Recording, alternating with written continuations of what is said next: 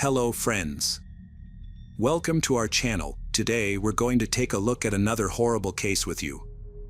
The case of Antonia Barra. Antonia was born in the late 1980s to a loving family that valued closeness and togetherness. Her parents, Alejandro and Marcela, raised 5 children in a spacious home, providing a nurturing environment where care and attention were abundant. The children were well-behaved and kind, and the household was generally free of significant problems.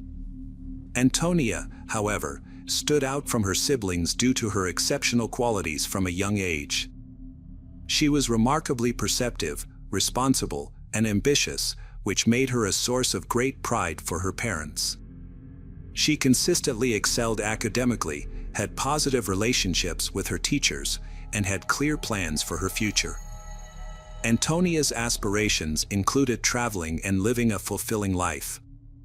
After high school, Antonia successfully enrolled in her preferred university and began pursuing a highly competitive major. As a freshman, she dedicated herself to mastering the fundamentals of her chosen profession and actively participated in both academic and social activities, forming close bonds with like-minded friends who shared her interests and ambitions. Antonia had become particularly close to Consuelo Uribe, a law student. They friends enjoyed spending time together, going shopping, attending parties, and socializing. Their friendship deepened over time. When Antonia's boyfriend Rodrigo broke up with her, Consuelo suggested a distraction to help her cope with the heartbreak. Antonia, struggling to come to terms with the breakup, welcomed her friend's idea. To take her mind off the past and briefly escape her sadness, Antonia and Consuelo planned a trip to Pucón, a tourist town in Chile, to celebrate the country's Independence Day on September 18th. The music festival was scheduled to take place at the Black Room Club on the evening of September 17th. At around 6:30 p.m., Antonia, Consuelo, and 3 other friends, including Consuelo's boyfriend, set off for Pucón. The trip was smooth, and upon arrival, the group stayed in separate accommodations, with they staying in a summer house owned by the Uribe family. After 8 p.m., they got ready to head to a party at Black Room, a well-known spot that promised an unforgettable night. Before leaving, Antonia texted her dad, who reminded her to be careful around people she didn't know. Antonia assured him that being cautious was second nature to her. They had a great time chatting and dancing with friends.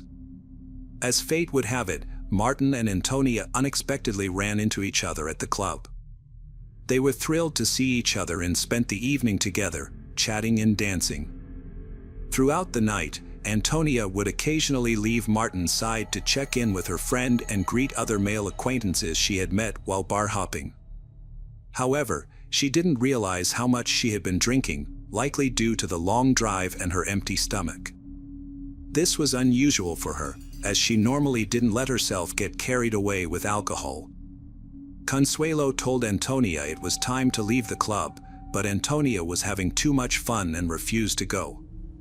Consuelo warned her to stop drinking and think about leaving, but Antonia was determined to stay. Despite Consuelo's concerns, Antonia chose to stay at the club, and Consuelo left without her. However, Antonia would soon come to regret her decision. One of their friends stayed at the club and saw what happened next. He later shared what he saw during the investigation and in court. He said that Martin started talking to Antonia and then took her hand, leading her towards the exit. Antonia seemed unsure and confused, likely because she had been drinking too much. Although she was in a daze, Antonia didn't seem to resist or mind being led away. It was unclear if she even knew what was happening. But external surveillance footage told a different story. According to Martin's friends, they left the club in 2 cars, but there was no room for her, so she ended up walking with them. Along the way, they passed a store, and footage showed that the man had forced her to enter. She was visibly intoxicated and unable to resist. Throughout the night, Martin, who was somewhat more sober than the others, attempted to exert control over the situation. The footage captured moments of Martin being overly affectionate towards her and trying to kiss her, despite her clear reluctance and attempts to pull away. After arriving upstairs around 9 a.m., Consuelo checked her messages and found a voice message from her friend Antonia. Initially, Consuelo had trouble making out what Antonia was saying, but after listening more closely, she caught a few words. Antonia was asking to be picked up, but Consuelo didn't know exactly where she was. To find her, Consuelo used her GPS and, accompanied by her boyfriend Jose, headed to the location indicated. Upon entering the house, Consuelo and Jose were shocked to find Martin standing naked, attempting to cover himself with a pillow. When Consuelo asked about her friend Antonia, Martin claimed he didn't know where she was. However, they soon found Antonia upstairs in one of the rooms, lying on a bed in her underwear, crying quietly. Jose carried her to the car, and Consuelo asked what had happened, but Antonia was too distraught to explain. At the summer house, Consuelo and Jose tried to comfort Antonia, holding her and talking to her. Eventually, Antonia opened up about what had happened. She confessed that Martin had taken advantage of her against her will, leaving her feeling powerless. After learning about the incident, Jose and Consuelo urged Antonia to report the attacker to the police and pursue justice. However, Antonia declined, fearing that her parents and the public would find out and judge her. Instead, she chose to silently cope with the trauma and try to heal on her own, asking Jose and Consuelo to keep the incident private. During a conversation with her father, Antonia tried to respond normally to his light-hearted question about whether she had been drinking too much. However, her response unintentionally revealed her distress. The next day, Antonia met with Martin to discuss the incident, but he was uncooperative and arrogant. Martin claimed that the events of the previous night were consensual, which made Antonia realize that she would not receive the truth or an apology from him. She understood that she needed to try to move forward. Antonia stayed quiet and acted normal for 3 weeks. A close childhood friend claimed not to notice anything unusual, but Antonia's classmates observed that her memory was faltering and her thoughts were disorganized. But some time later, Alejandro eventually discovered the truth about his daughter.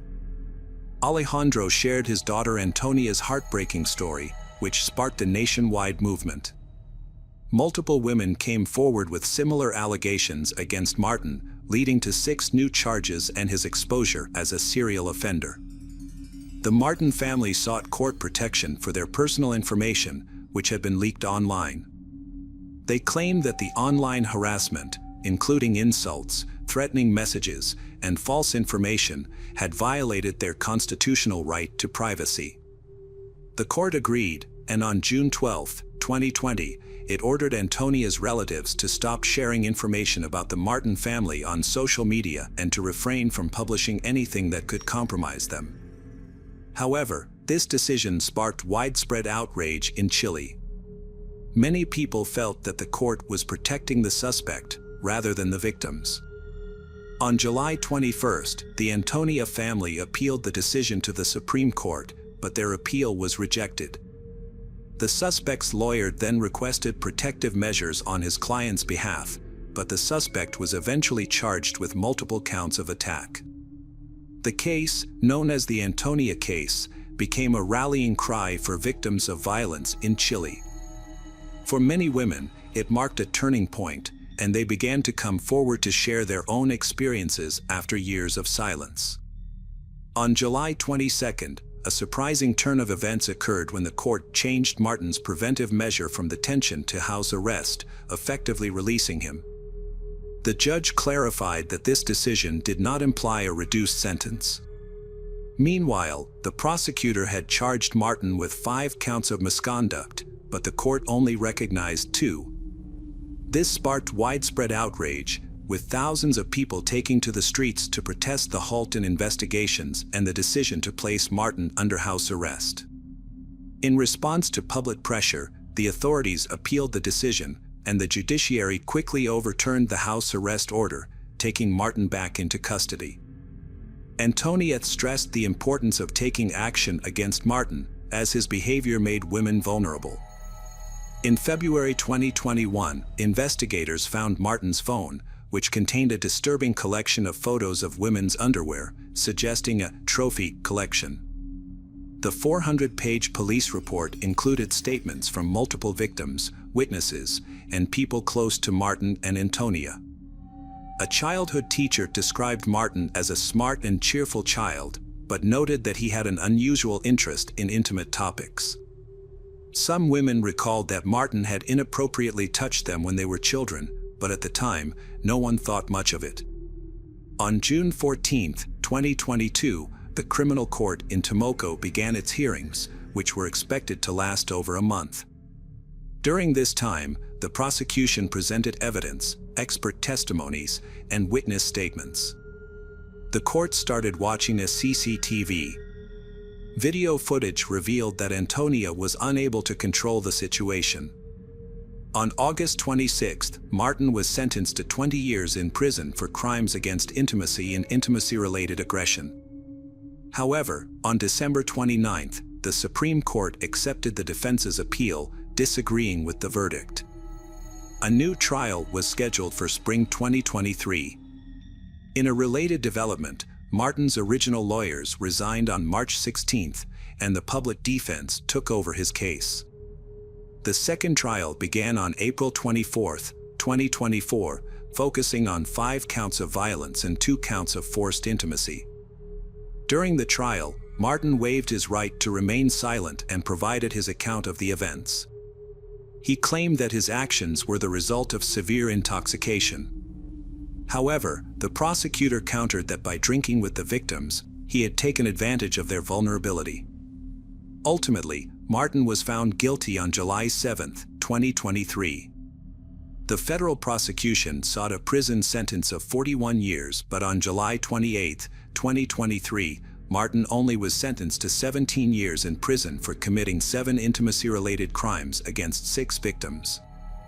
Since he had already spent time in custody, he would serve 14 years. Hello friends, welcome to our channel. Today we're going to take a look at another horrible case with you, the case of Jennifer Brown. Jennifer Brown was born in 1979, radiated positivity and warmth, impacting those around her. Her numerous pursuits often left friends and family wondering how she managed it all, but her true passion was being a mother. Despite having to care for Noah, her son, this has not negatively affected her life. Instead, make Jennifer stronger, especially after Noah was diagnosed with autism as a child. As she cared for Noah, Jennifer became his rock and closest friend.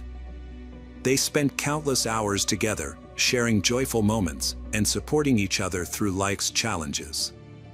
Their heartwarming bond evoked feelings of tenderness and admiration from those who knew them. The small town adored this family for their genuine kindness and cheerful nature. Tragedy struck unexpectedly on January 3, 2023, when Jennifer vanished without leaving behind any clues. On January 4, 2023, Antonio Blair Watts Richardson contacted the Limerick Township Police Department, deeply concerned about his close friend Jennifer's disappearance. Although it had been less than 24 hours since he last saw or heard from her, Antonio's anxiety was growing by the minute. Despite numerous attempts, he couldn't reach Jennifer, which was unusual since she was always responsive, especially when it came to her son Noah. Jennifer's family and friends knew her as a devoted mother and caring person, making her sudden disappearance alarming. Antonio's call to the police initiated a lengthy and mysterious investigation. A massive search effort began, involving police officers, family, and friends, all hoping to find clues about Jennifer's disappearance. The main question on everyone's mind was what could have caused Jennifer to leave her son without explanation. At 4 p.m., Officer Stephen Crawford from the Limerick Township Police Department visited the Brown family home to check on the situation. He observed Jennifer's vehicle parked near the porch.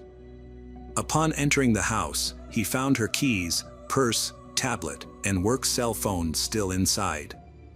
However, Jennifer's personal cell phone was nowhere to be found. When police attempted to track the phone, they discovered it had been turned off at 7 a.m. on January 4th, and the signal couldn't be traced after that. The last known location of the phone was near the intersection of Lewis Road and Ridge Pike in Limerick. This discovery marked the first significant lead in the investigation and indicated that something ominous had occurred. As a result, Jennifer was officially reported missing, and the police launched an investigation. Investigators questioned Jennifer's family, friends, and neighbors, but none of them had any information about her disappearance. Her loved ones, including her Aunt Diane Brem and Jennifer's friends Tiffany Barron and Antonio, were adamant that Jennifer would never leave her son behind. As a devoted mother, she would never abandon her child. Despite efforts, no leads were found in Jennifer's disappearance. Her family appealed to the public and a reward was offered for information, but yielded nothing, leaving unanswered questions and growing anxiety. The police investigation started by examining the events of that day, focusing on Jennifer's close friend Antonio, who was the last person to see her alive. On what seemed like an ordinary January day, Jennifer and Antonio spent time in the living room discussing life, future plans, and their children. As their kids often played together, Jennifer asked Antonio to pick up her son Noah from school. Antonio agreed and headed to the school to get Noah. The next day, however, Noah's behavior at school raised concerns among his teachers. They noticed that he had missed 2 doses of his medication, which was unusual given Jennifer's diligent care for her son's condition. She always kept his teachers informed about his health and any issues that arose at school. The school staff became concerned when they couldn't reach Jennifer. Noah told them Jennifer had gone to the grocery store but hadn't returned. She would never leave her son alone at this time. Antonio also tried to contact her but was unsuccessful. Antonio reported her missing to the police. As the investigation continued, no new information about Jennifer's whereabouts emerged. Hope for her return began to fade with each passing day. It seemed she had vanished without a trace and might never be found. However, on January 18th, 2 weeks after her disappearance was reported, 2 warehouse employees in nearby Limmer Township stumbled upon something unusual. They exited the building to grab coffee and stumbled upon what seemed to be a freshly dug hole. Upon closer inspection, they were shocked to find a woman's body buried in a shallow grave. The workers immediately notified the police, who promptly arrived at the scene. The body was identified as Jennifer Brown, who had been missing for 2 weeks. The sheriff informed Jennifer's family that her body had been found partially buried near a warehouse in Rosefor. An autopsy revealed that Jennifer's death was caused by asphyxiation, with 3 broken ribs indicating a violent struggle with her killer. The investigation shifted from a missing person case to a murder case. Police re-interviewed Jennifer's family and friends, but these conversations yielded no new leads. The investigation seemed to be reaching a dead end, with no suspects in sight. However, just when detectives thought they had hit a roadblock, an unexpected lead emerged from an unforeseen source. After Jennifer's disappearance and murder were made public, the police asked anyone with relevant information to come forward. Noah's teacher responded to this request. She remembered an incident that initially seemed insignificant but raised serious concerns after Jennifer's death. The teacher reported that Noah shared an important detail about the day Jennifer disappeared. Noah told his teacher that when Antonio picked him up from the bus stop on January 3rd, he saw his mom's personal cell phone among Antonio's belongings. Noah recognized the phone because the lock screen showed his own childhood photo. This information proved crucial in the investigation into Jennifer's murder. Previously, investigators suspected that Jennifer's killer had taken her phone. Now, Antonio became the main suspect. The police started investigating the relationship between Jennifer and Antonio, uncovering surprising details. Initially, Jennifer and Antonio's friendship appeared strong and enduring. They spent a significant amount of time together, were well acquainted, and their families socialized with one another. However, once the financial dealings between them became known, one that had been concealed behind their seemingly friendly relationship. Antonio owned a restaurant called Bird's Kitchen, which had declined and closed in early 2022.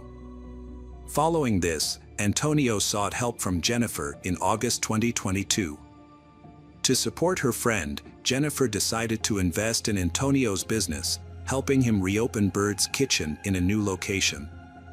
They signed a contract that required Jennifer to provide regular financial support to sustain the restaurant, making payments approximately every 6 weeks. To rebuild Bird's Kitchen, Jennifer gave Antonio approximately $36,000 from August to January. They agreed she would give him another $99,000. Antonio was supposed to find a new location, pay rent, sign a contract, and reopen the restaurant in January 2023.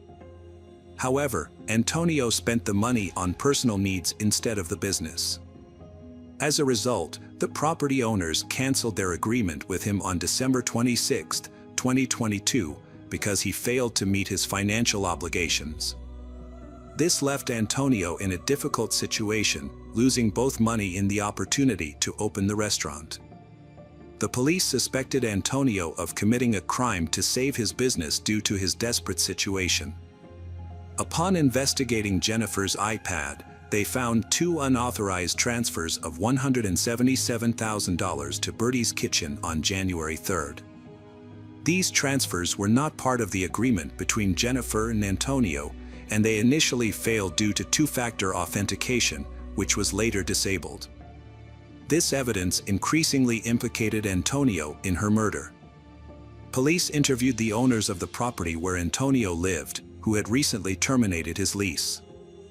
Surprisingly, on January 4th, the same day Antonio reported Jennifer missing, he had met with them, claiming he had the money to sign a new lease. This led investigators to believe that Antonio was likely the killer, but they knew he would not confess easily. They needed concrete evidence to prove his guilt. To gather more information, investigators spoke with Antonio's wife, Tiara Taylor. They asked her about Antonio's whereabouts on the day Jennifer went missing. Tiara told them that Antonio had visited the Brown family at around 1 p.m. on January 3rd and didn't return home until 4:30 a.m. the next morning, when he picked up Noah from the bus stop. She also mentioned that Antonio came home briefly, then left again around 5 p.m. and didn't return until late that night.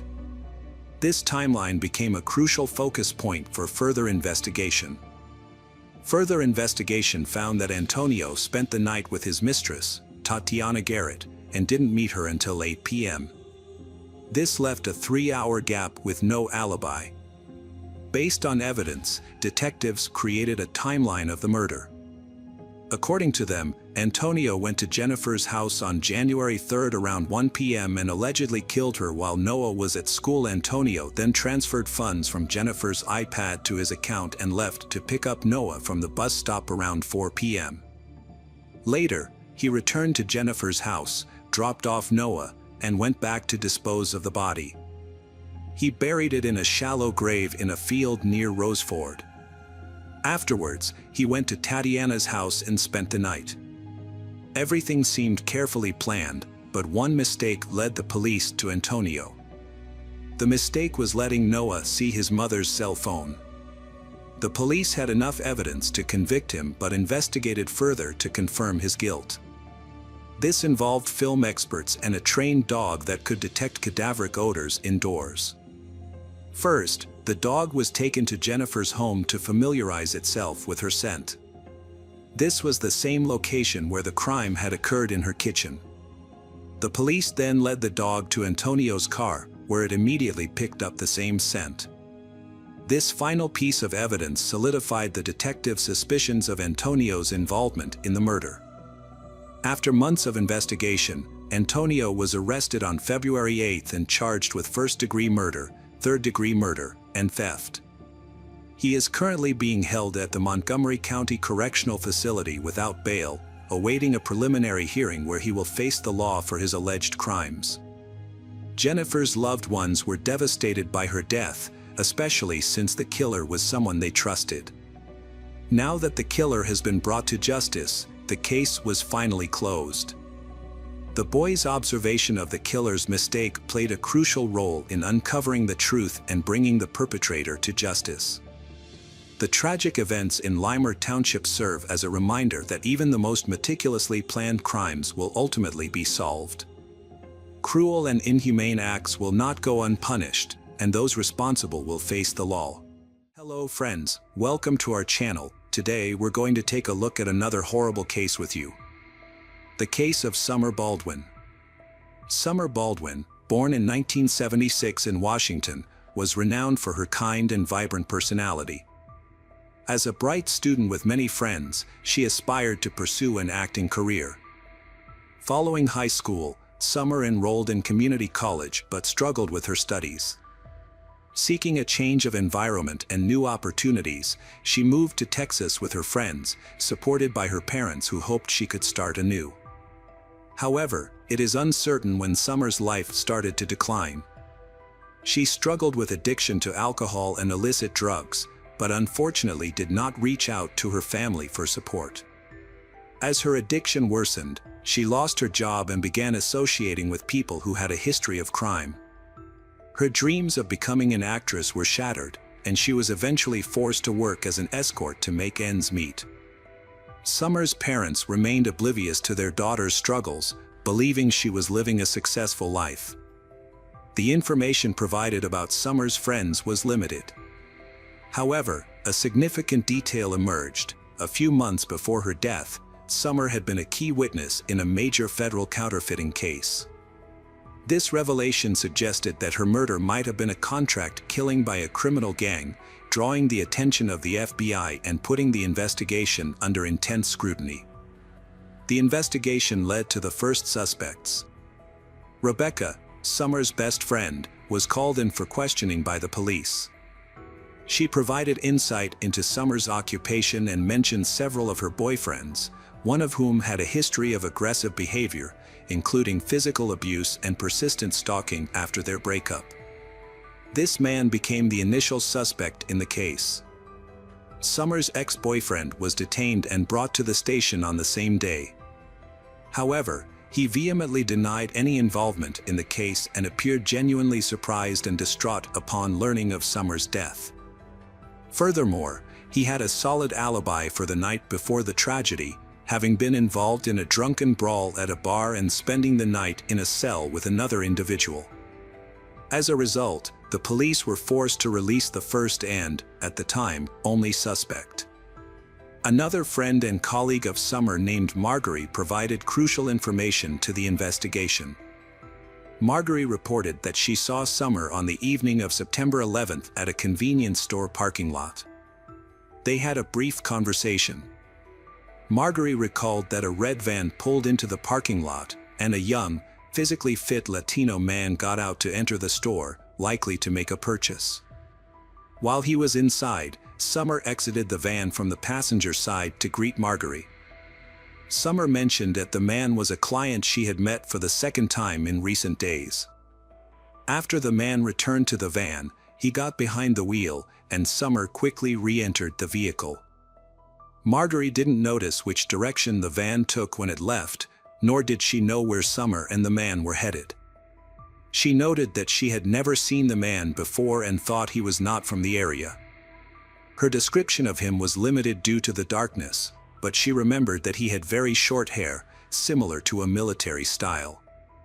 On September 13, 2005, a sanitation worker discovered a suspicious suitcase in a landfill in Lubbock City, Texas, USA. When he opened the suitcase, he was startled to see the body of a woman with red hair. The victim's body had many bruises. The victim's leg was tattooed with the word Summer. The suitcase, which tragically became her coffin, presented a peculiar appearance. Externally, it was covered in garbage and waste, yet surprisingly, it showed no signs of wear and tear, and its wheels appeared brand new. Upon closer inspection, the interior revealed perfectly intact tags and a lining that seemed untouched, giving the impression that the suitcase was brand new. Notably, the plastic attachment for the price tag remained intact, suggesting that the purchaser had not removed it. Further investigation revealed that this particular brand of suitcase was widely available in numerous stores throughout the city. However, this specific large model was only sold in 2 stores. A crucial breakthrough came when the perfectly preserved barcode led investigators to a Walmart store in the same area where Summer was last seen alive. Records showed that 2 identical suitcases were purchased on the day preceding the gruesome discovery, one in the afternoon and the other around 2 a.m., a timing that raised suspicions due to its unusual nature. Police officers promptly visited the store and obtained the surveillance camera footage. After reviewing the footage, they discovered that an elderly couple had purchased the first suitcase. Initially, they didn't raise any suspicions, but they were tracked down and were able to present the suitcase, explaining that it was bought for a vacation. However, the second suitcase was purchased by a young, athletic Latino man with very short hair, similar to a military haircut. This raised suspicions that he might be the person seen with Summer in the supermarket parking lot, as described by a witness. Additionally, the man bought disposable gloves at checkout, further arousing suspicions. The store's external surveillance cameras provided more information, showing the man leaving the store with the suitcase and loading it into a red van. With too many coincidences, the police believed they had identified the suspect and now needed to confirm his identity, locate him, and bring him in for questioning. The man took extreme precautions to avoid detection, using cash instead of a credit card to prevent leaving a digital trail. However, he overlooked the parking lot surveillance cameras, which clearly captured his vehicle's license plate number. The police quickly tracked the vehicle to a rental car company and identified the renter as Rosendo Rodriguez, a reservist in the U.S. Marine Corps. Rosendo had a clean record and was in town for a brief training stint with his unit. Initially, it was difficult for the police to locate Rosendo, as he wasn't staying at the same hotel as his unit.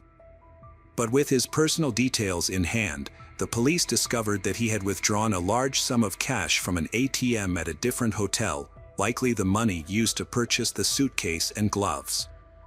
Further investigation revealed that Rosendo had checked into this hotel under the name Thomas Rosendo, matching his physical description, on September 11th.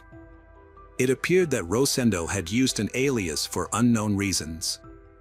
The investigation got a lucky break.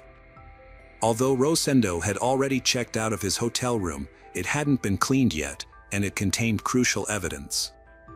The carpet, bed, and walls had brown stains and splatters that looked like dried blood.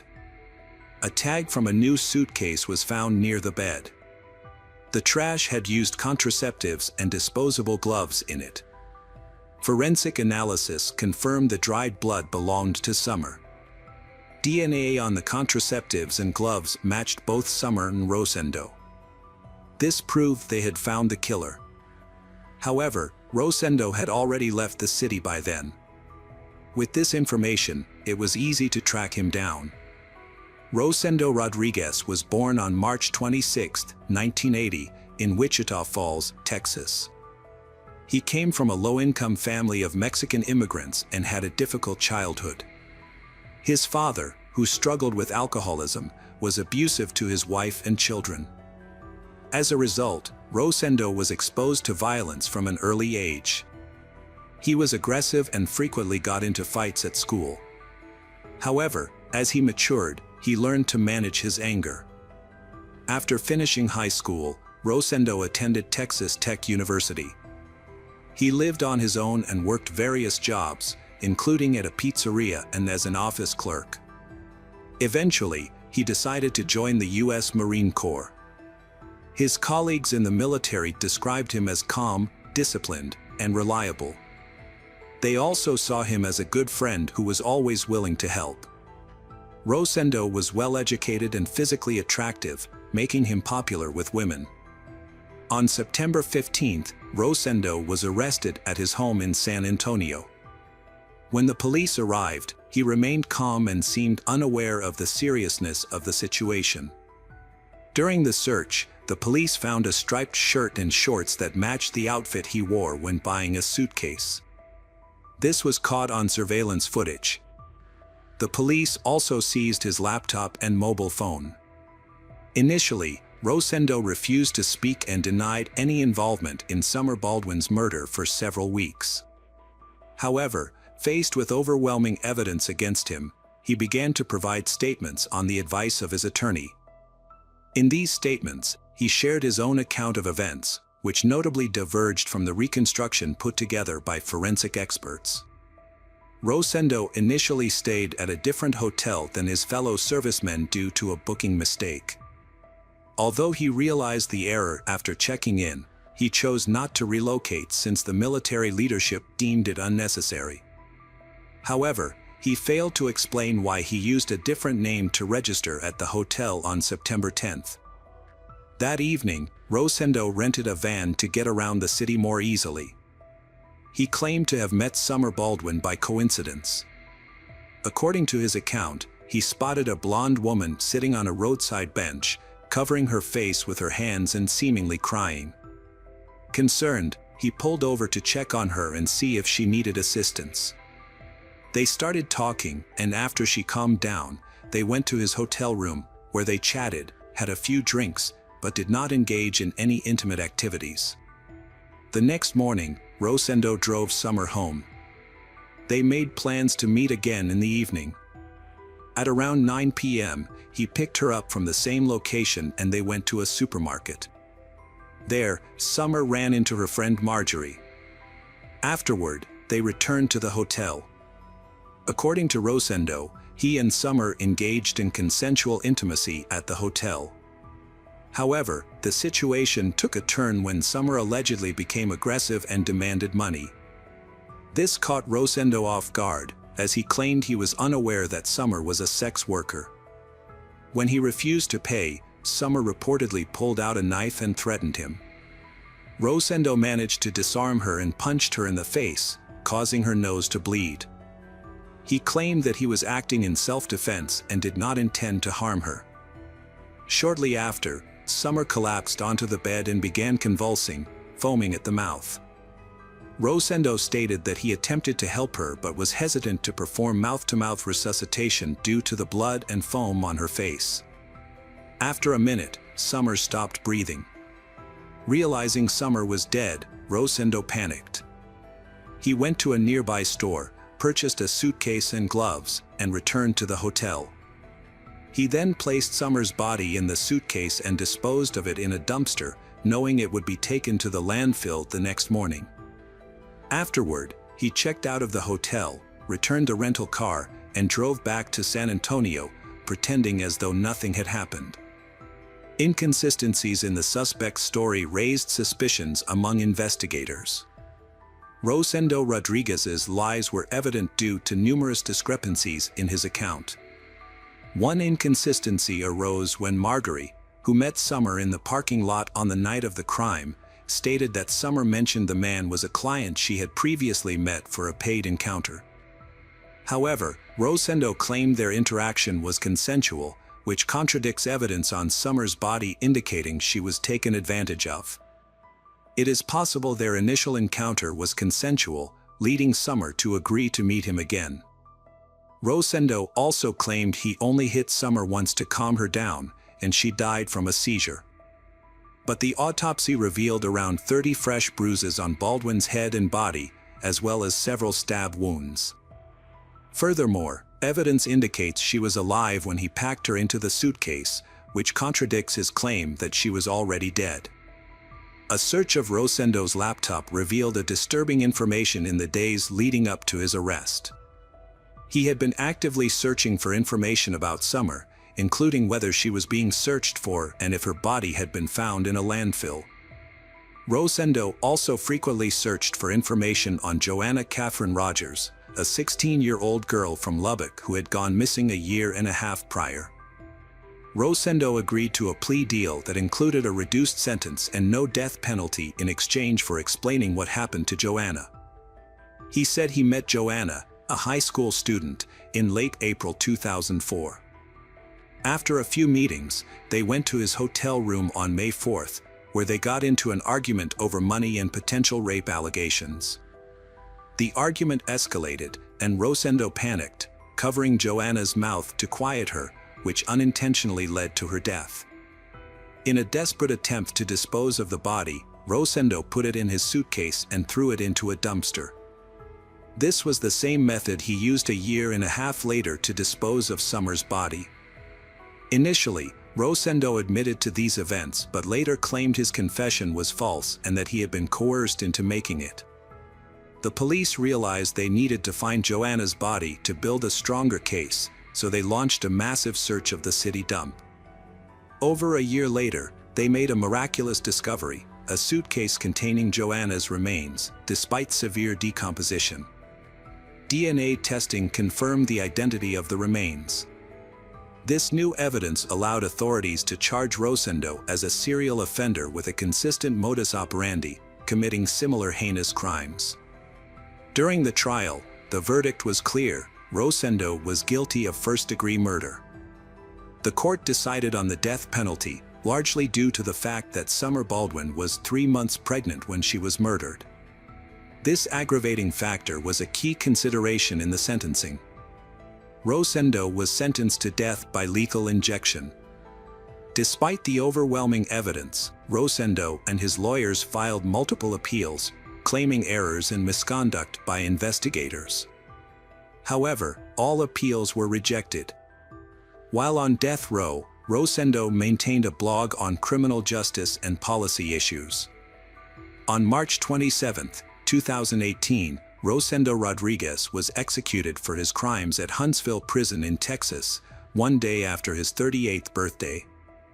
This marked the 4th execution in Texas and the 7th in the United States that year, nearly a decade after his conviction.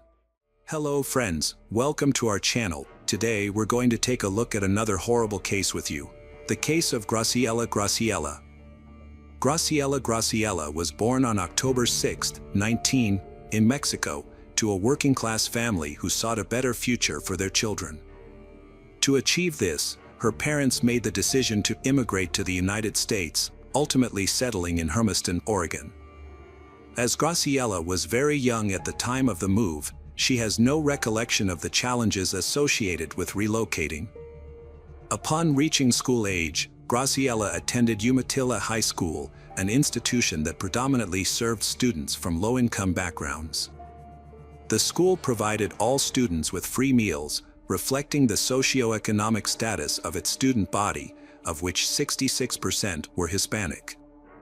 It was here that Graciela's sociable nature and innate charm enabled her to effortlessly form friendships among her peers.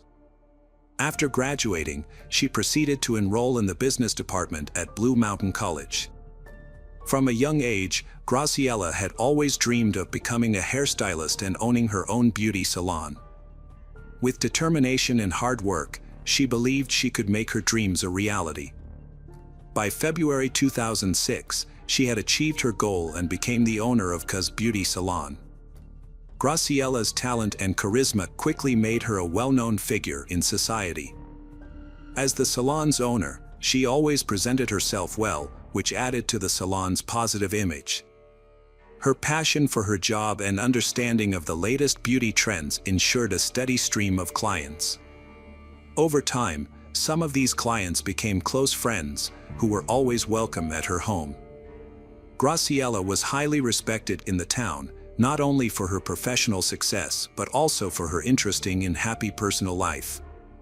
Her first love, with whom she had 2 daughters, Annabelle and Gabriela, also known as Gabby, was someone she met in her youth.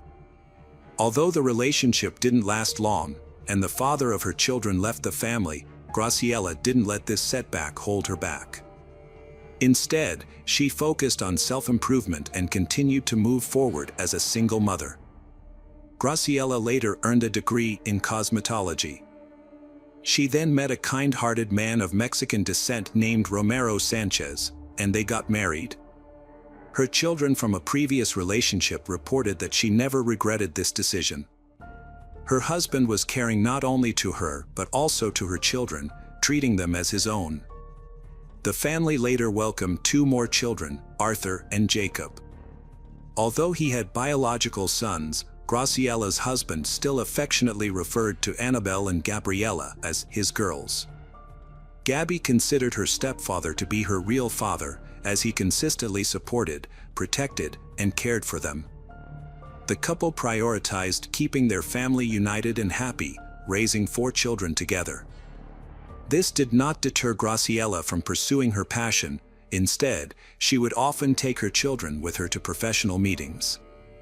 The family developed a lovely tradition of traveling together, exploring new cities, local attractions, and cultural features. They also prioritized staying connected to their roots, frequently visiting Mexico and enjoying quality time together. Everyone made a genuine effort to make each other happy. However, after 17 years of marriage, the couple decided to separate. Graciella and her ex-husband chose not to burden each other with their dwindling feelings, opting to preserve the respectful relationship they had built over the years. Even after the divorce, they maintained a warm and strong connection. The father remained involved in the children's lives, regularly seeing them and sharing custody of their youngest son with Graciella. The other children were grown and lived on their own, but they remained close to their parents. They would get together to celebrate holidays and often sought each other's advice. Graciella handled her divorce well, remaining optimistic and confident, thanks in part to her ex-husband's kind and understanding behavior during this challenging time. On November 9, 2019, Romero made an unexpected visit to Annabelle, Graciella's eldest daughter. Annabelle was surprised to see her mother's new husband show up unexpectedly. Romero told Annabelle that Graciella had disappeared. According to Romero, he and Graciella had met with Jacob the previous night. Afterward, Romero returned home and went to bed beside Graciella, who was already asleep. However, when he woke up in the morning, Graciella was gone. He searched the house but couldn't find her. Romero tried to contact Graciella by calling and texting her, but she didn't respond. He went to Annabelle's place hoping she might have some information about Graciella's disappearance. Annabelle, however, had no idea where her mother was. She was shocked not only by the news of her mother's disappearance but also by Romero's reaction. He was in tears and seemed genuinely upset. Annabelle found this odd because Romero had never shown any strong emotions around them before, only indifference. Romero mentioned that Graciella had been acting strangely and might have found someone else. He admitted she might have needed a break from their relationship and wasn't sure if she was truly happy with him. However, Annabelle found his words insincere and his tears overly dramatic. She started to worry about her mother and found Romero's behavior suspicious. Romero had previously avoided talking to Graciella's children, but suddenly reached out to them. After he left, Annabelle told the rest of the family what happened. They gathered at Graciella's house to figure out what was going on. Her car was still parked in the driveway, which was unusual since she would have likely taken it if she were leaving Romero. The house was also spotlessly tidy, which was out of character for Graciella, who preferred a more creative and chaotic space. If she were planning to leave, her belongings would have been scattered around the room. Graciella spent a considerable amount of time in front of the mirror, carefully selecting an outfit for the day. However, she surprisingly left all her treasured jewelry at home, including her favorite rings and necklaces that she wore daily. This unusual behavior raised concerns among her family members, who couldn't help but imagine worst-case scenarios, including the possibility of her fleeing. While searching the house, Gabby stumbled upon something peculiar, a large, heavy blanket in the washing machine. This was unusual because their mother, Graciella, always emphasized the importance of not overloading appliances. It was likely that Romero, who normally didn't participate in household chores, had washed the blanket. This sparked suspicion that he might be trying to conceal something. It was later discovered that along with Graciela, several important items had gone missing from the house, including her passport, driver's license, and mobile phone.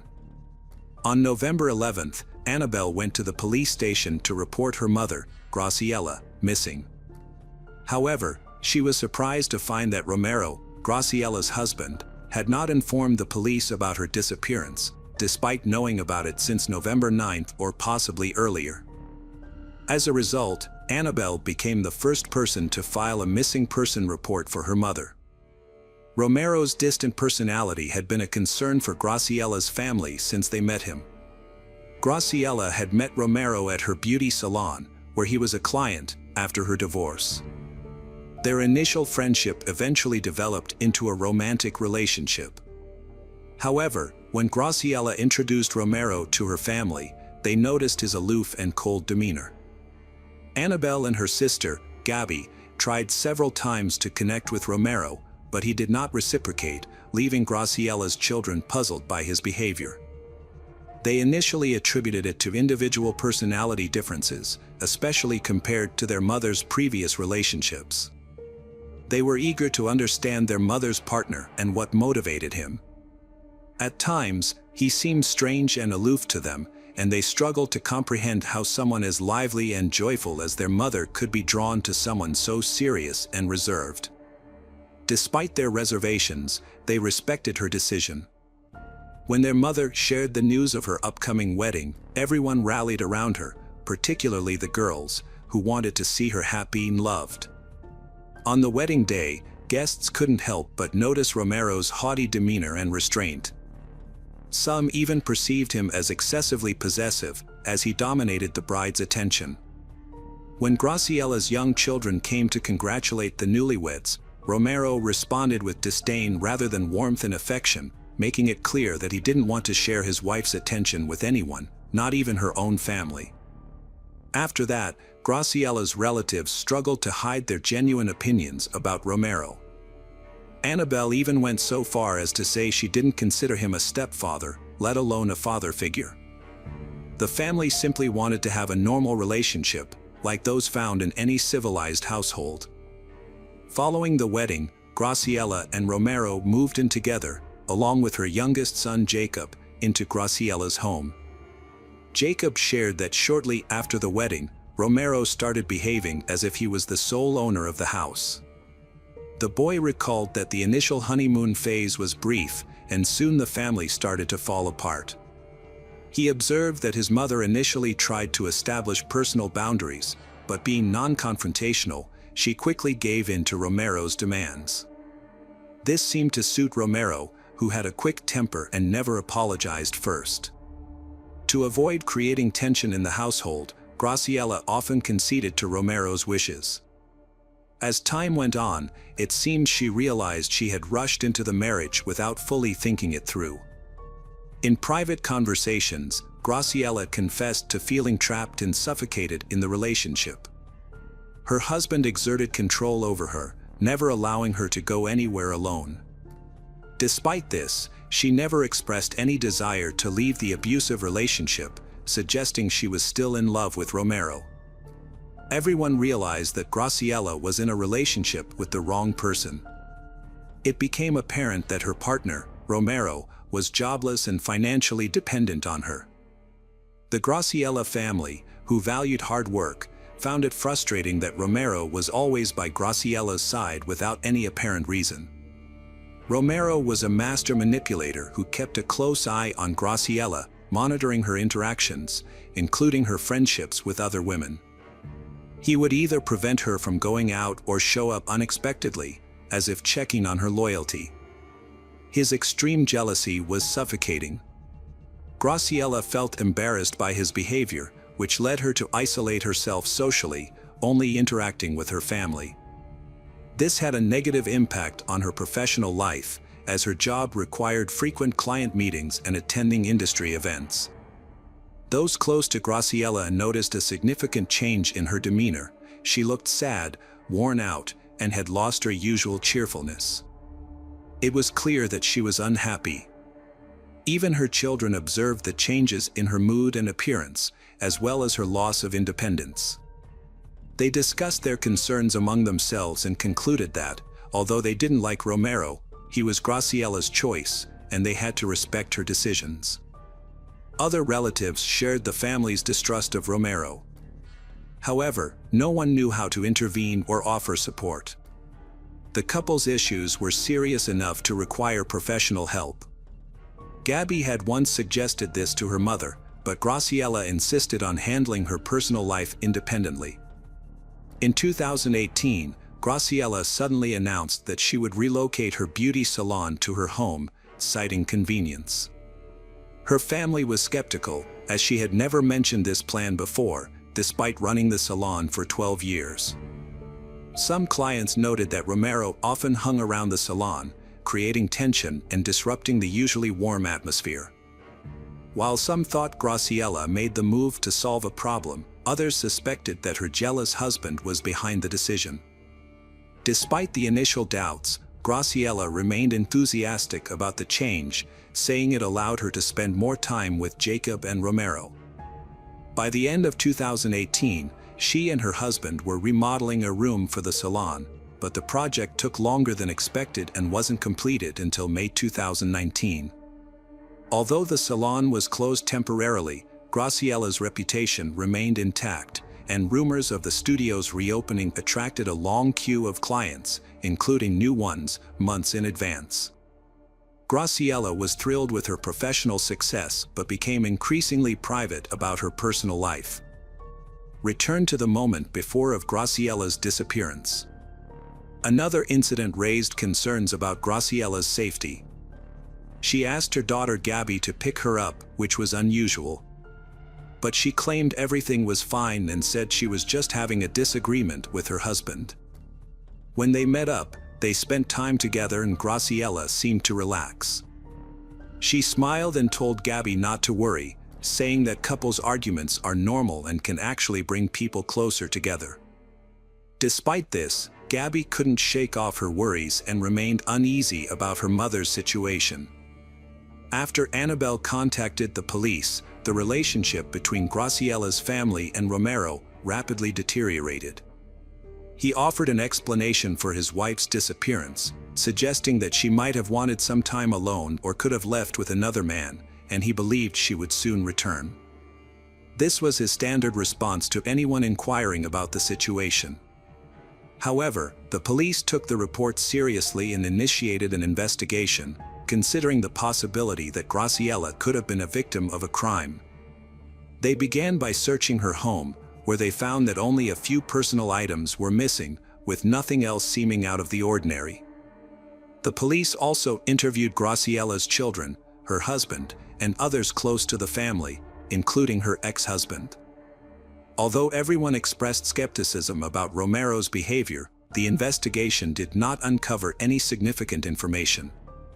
Romero cooperated with the detectives, allowing them to search his home, participating in interrogations, providing his DNA, and undergoing a polygraph test. Despite his cooperation, the police did not have sufficient grounds to arrest him, so the investigation continued. Analysis of Graciela's phone records revealed her last known location was near a bridge in Washington on November 9 at 12:30 p.m., when the signal stopped after her phone was turned off. Her bank accounts and social media remained inactive. Despite questioning hundreds of witnesses and checking all her frequent locations, investigators found no signs of her. The investigation deemed her disappearance suspicious due to the complete lack of evidence. For months into the investigation, the Hermiston police publicly stated that they had no confirmed information about Graciela's last sighting. Although Romero didn't report Graciela missing, the authorities didn't accuse him of anything. The police's stance frustrated Graciela's relatives, causing them to reduce communication with law enforcement. The family eventually stopped receiving weekly updates, forcing Graciela's children to contact the police station directly for information. As of March 2020, there were no new developments in Graciela's case. In an effort to revive the investigation, Graciella's family reached out to the media, hoping to raise public awareness and gather information. They believed even small details could be crucial. Gabby, a family member, expressed the family's frustration and disappointment with the police's lack of progress in the case. The Graciella family urged investigators to focus on finding Graciella, as they suspected foul play due to the state of her belongings and the unusual circumstances at home. It was unclear who would harm her, as she had no known enemies. Her family knew she wouldn't leave without contacting them, and the lack of communication suggested something was seriously wrong. The family also requested a new detective team, citing concerns of bias and collusion with Romero, whom they believed was somehow connected to the case. The family pointed out numerous inconsistencies in the investigation. It was found that Romero's phone had been turned off on the day his wife went missing, and his actions didn't seem like those of someone who was worried about a loved one disappearing suddenly. The Graciella family asked for Romero to be arrested. Police Chief Jason Edmiston quickly responded to these claims. He agreed that Mrs. Graciella's disappearance seemed suspicious and might involve something criminal. He said this was just one idea, but promised that the investigation would stay fair and be based on evidence and facts. Edmiston also denied that Romero had any connections to the police that might affect the case. Edmiston mentioned that false information was spreading and making the investigation harder. He said the case was ongoing and that some information had to be kept secret. The police also asked the FBI for help. Edmiston expressed frustration that people were criticizing the police without understanding how complicated the law is. At the same time, Gabby started a fundraiser to hire a private investigator. This move was seen as criticism of how the police were handling the case, suggesting they weren't doing their job well. 1 year after Graciella's disappearance, her family and friends held a memorial event to honor her memory and pray for her safe return. They lit candles and posted signs outside the police station, urging authorities to continue searching for her. In September 2023, a significant development in the case occurred when Romero Sanchez, Graciella's husband, was severely injured in an attack.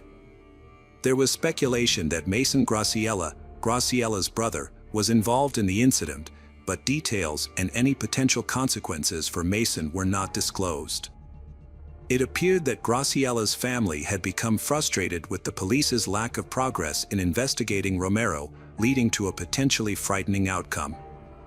Graciella's disappearance remains an unsolved mystery, leaving her family in unbearable uncertainty that's taking a devastating toll on their health. Her children are left with only prayers, hoping for clarity and justice, unsure if she's alive. Hello friends, welcome to our channel. Today we're going to take a look at another horrible case with you, the case of Kimberly Antonakis. Kimberly Antonakis was born in 1974 in New York, USA. She was the only child in the family. Despite the fact that she grew up in love and affluence, she was not pampered. Her parents came from simple families. Nevertheless, her father Thomas managed to achieve considerable heights. He created his own company, which was engaged in computers, earned funds. The man was happy to spend on his favorite daughter and her desires. When Kimberly was a little girl, her parents divorced. The child was left to live with her mother. However, this did not weaken the connection between the little girl and her father. He took her on weekends and spent all his free time with her. When Kimberly's mother found a new man and decided to move to Florida, she faced a choice to stay with her mother or with her father. Since she didn't want to move, the young lady decided to live with her father. Kimberly was very close to her father and enjoyed living with him. As she grew up, she became a well-behaved, sociable child and eventually a stunning young woman with a radiant smile that always lifted her spirits. She had a great sense of humor and a positive attitude. Kimberly was raised in a sheltered environment, surrounded by love and care, which protected her from the harsh realities of life. As a result, she only saw the good in people and was largely unaware of the darker aspects of life. Unfortunately, her open and kind nature would eventually lead to many sorrows. In 1994, Kimberly enrolled at the College of Staten Island. Shortly after, she told her father that she felt ready to live on her own. Although Mr. Kimberly was worried about her decision, he respected her independence and decided not to oppose it. He promised himself that he would do his best to ensure her safety and well-being in her new living arrangements. Kimberly bought a nice apartment for his daughter, located in a wealthy area of the city, and installed an alarm system to ensure her safety. He also purchased a parking space in the garage across the street so she wouldn't have to park far away. To stay in touch, he provided her with a cell phone and a pager. Kimberly did everything in his power to ensure his daughter's well-being. His concerns for her safety were well-founded, given his wealth and her limited life experience. Kimberly was a diligent student who also worked part-time as an accountant at a reputable firm.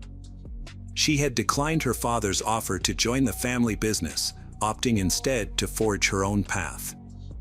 Kimberly led a typical student life, attending parties and socializing with friends.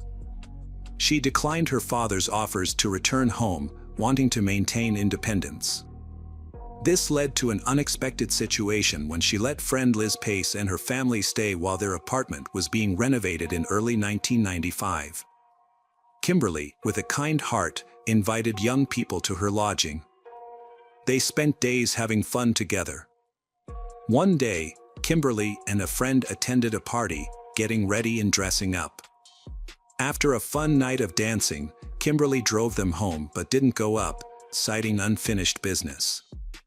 They hugged goodbye, unaware they'd never see each other again. After visiting the police, Mr. Kimberly, Kimberly's father, went to the parking lot next to her house, only to find that her car was missing from the garage. As he looked around, he spotted a shiny object on the floor near the wall, a small gold earring. He recalled giving his daughter similar earrings and, just in case, picked it up. However, Kimberly was nowhere to be found in the apartment. Instead, he met her guests, including a friend, her boyfriend Joshua Torres, and their 2-year-old child. Although Kimberly was aware of Kimberly's decision, he didn't agree with it. The tenants were worried about the hostess's absence and Joshua offered to help find her. He said he was looking for Kimberly and would assist later. Kimberly returned to the police station, explaining that his daughter had been in an accident, but the officers remained unconvinced. Kimberly decided to speak with Liz Pace, the last person to see Kimberly, and showed her the jewelry he had found. Liz Pace confirmed that she had seen Kimberly wearing those earrings on the night she disappeared. Kimberly then visited the places his daughter frequently went to, talking to many people, but didn't gather any significant information. Joshua suggested searching not only for Kimberly but also for her distinctive car. Kimberly went to the police station for the 3rd time, insisting that he wouldn't leave until they began a search. A detective eventually responded to his appeal, agreeing to take on the investigation despite the usual protocol. To better understand the events surrounding Kimberly Antonia's disappearance, investigators started by reconstructing her activities on February 28. Kimberly began the day by attending college, followed by a few hours of work. After work, she returned home and had dinner with friends before heading out to a party with a friend named Liz Pace. The evening concluded with their return home around 4 a.m. Following her return, Kimberly went to the parking lot for reasons that remain unclear. Both her apartment and garage were thoroughly searched, but no signs of struggle or foreign fingerprints were found. This lack of evidence suggested either a meticulous cleanup or that any potential intruder may have worn gloves. The most puzzling aspect was the disappearance of Kimberly and her car without any trace, except for a single earring that was found. An analysis of Kimberly's bank account revealed that her last transaction occurred the evening before she vanished, ruling out the possibility that she had run away from home. Based on the evidence, detectives hypothesized that Kimberly was likely kidnapped. The investigation expanded to include additional police officers. Due to the lack of concrete leads, law enforcement considered information from a psychic. Witness interviews began with Liz Pace and Joshua.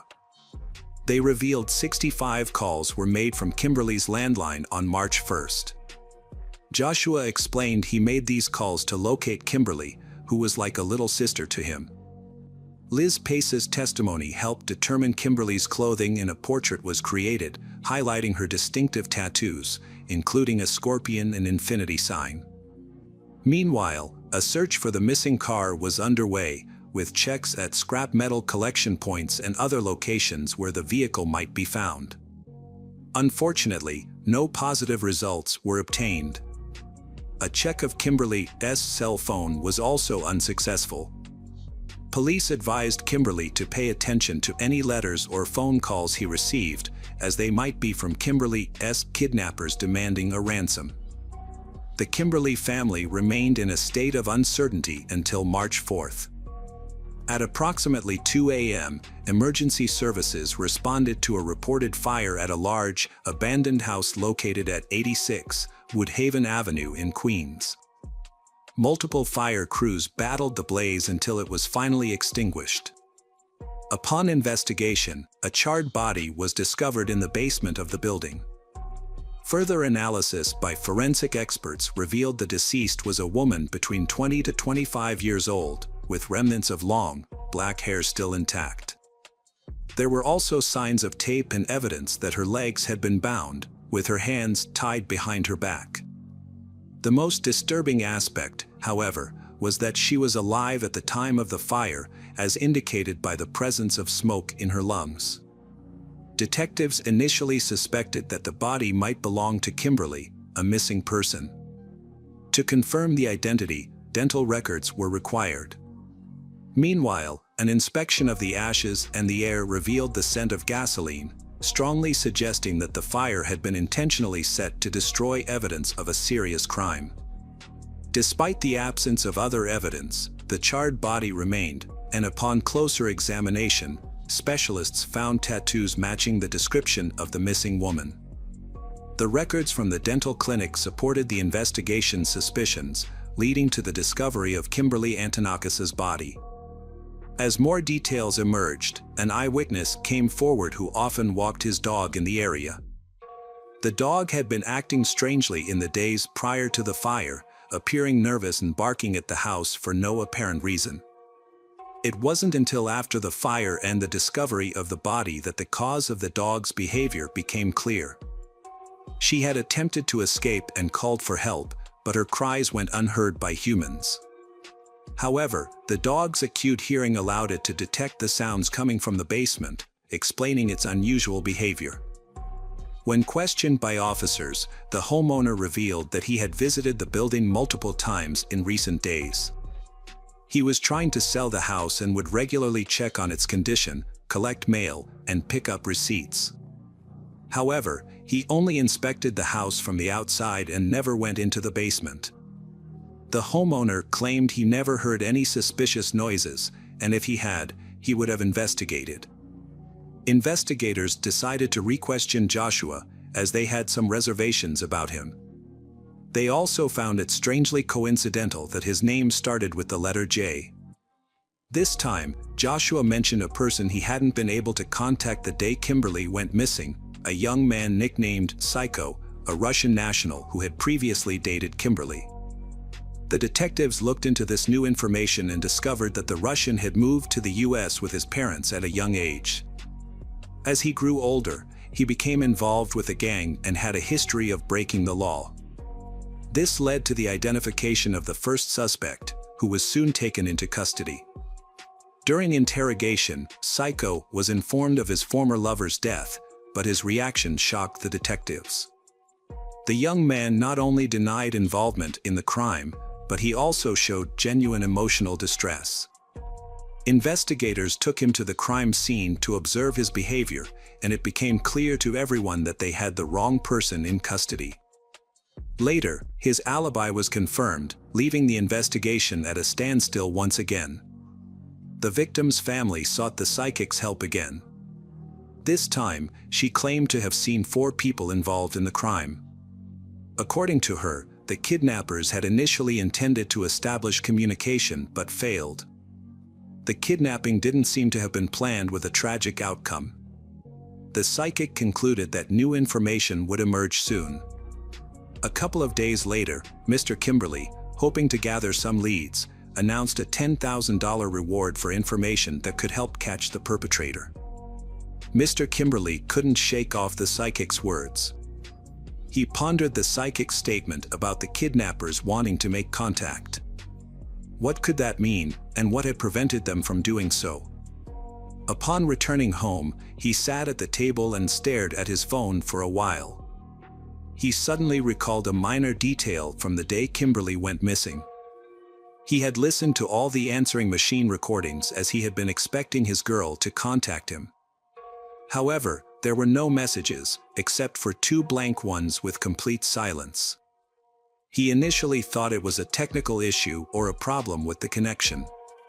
But it later became clear that this was not the case. 5 days after her body was found, the police located her car in a quiet area of town, not far from where her body was discovered. The investigators were hoping to find fingerprints in the car, but it had been thoroughly cleaned. The only evidence they found was her hair and a second earring in the passenger compartment. Although it seemed like a breakthrough, it didn't lead anywhere.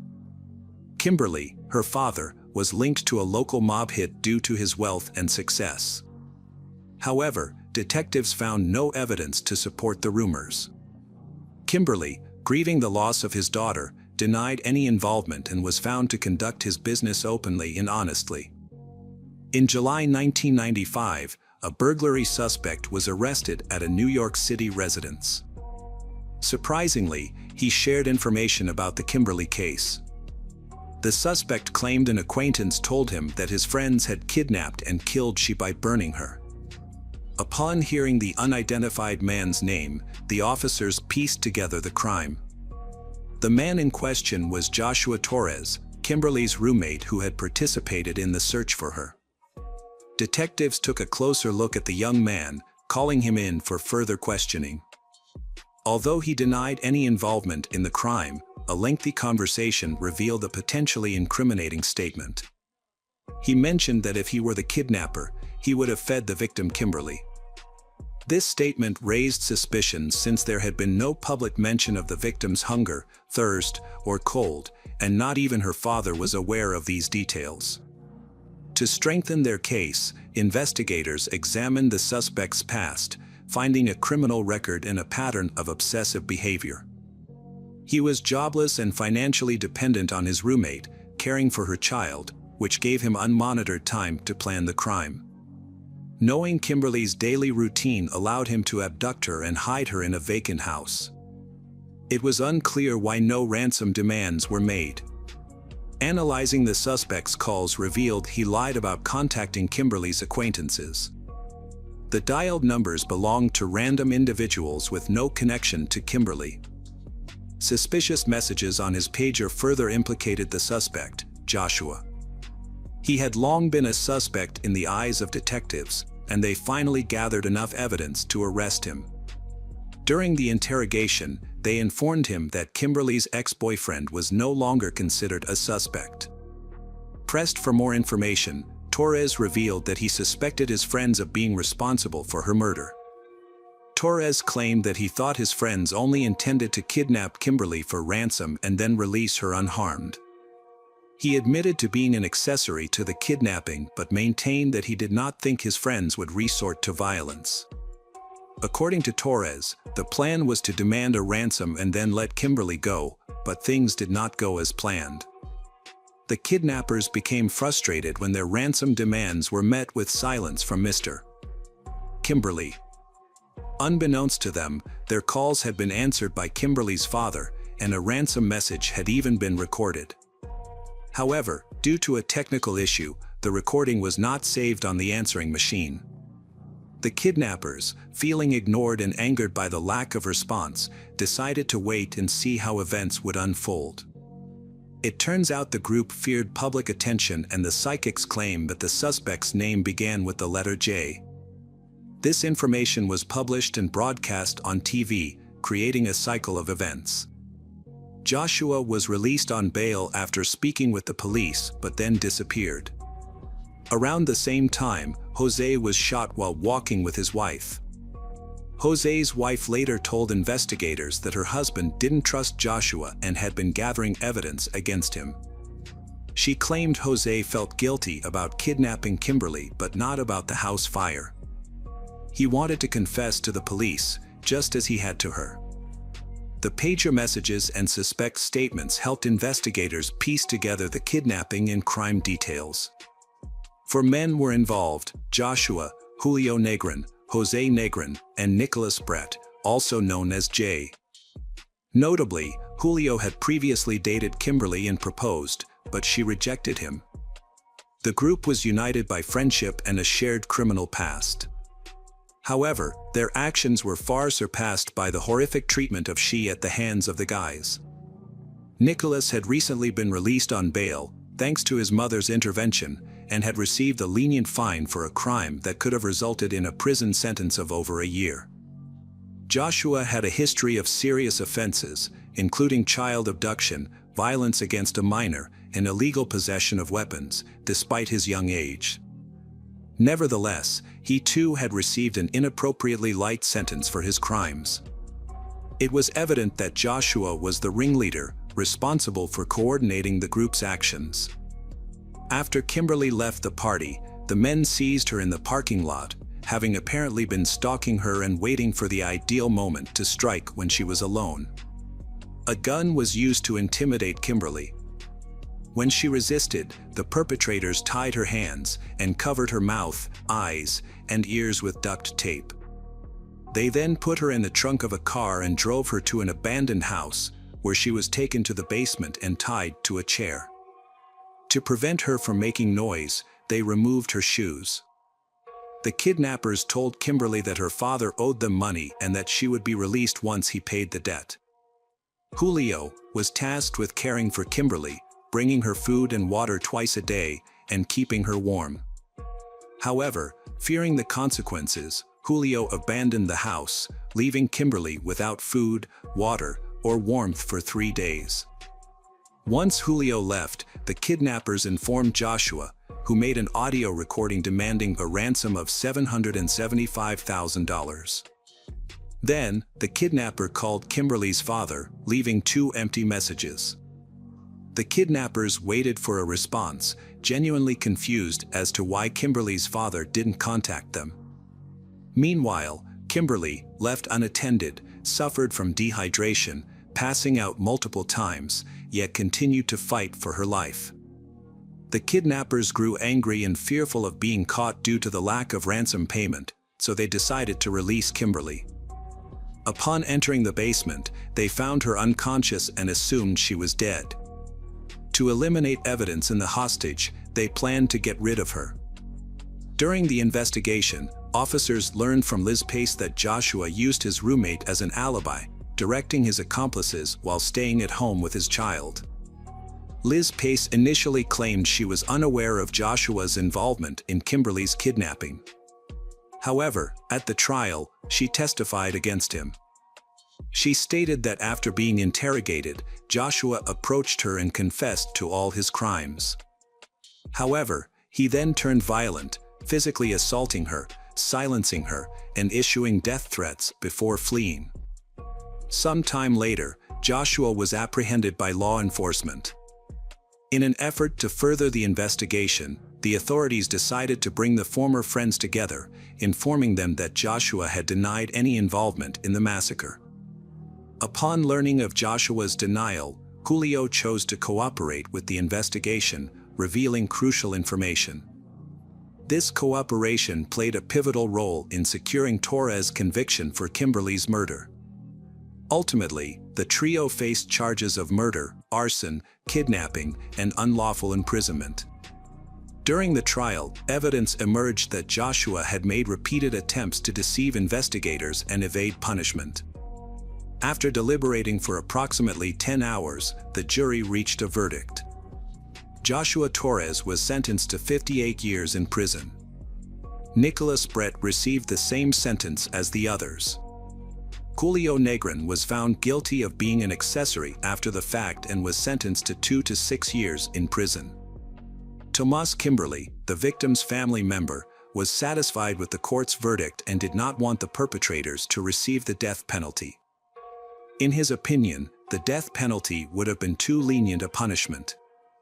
Nicholas Brett was repeatedly abused and assaulted in prison and died of AIDS after serving 2 years. Julio Negrin was released after serving his 2-year sentence. Joshua will not be eligible for release until 2053 at the earliest. Tragically, sadly, Kimberly's father, Kimberly, passed away from cancer in 2005. His family believes that the stress and grief caused by his daughter's death contributed to his illness. The life of Kimberly Antonakis, a beautiful young girl, was cut short in a shocking and devastating manner. Hello friends, welcome to our channel. Today we're going to take a look at another horrible case with you. The case of Susan Wright.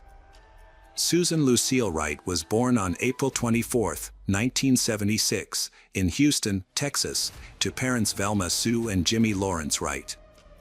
She was the eldest of 2 children and had a biological sister named Cindy.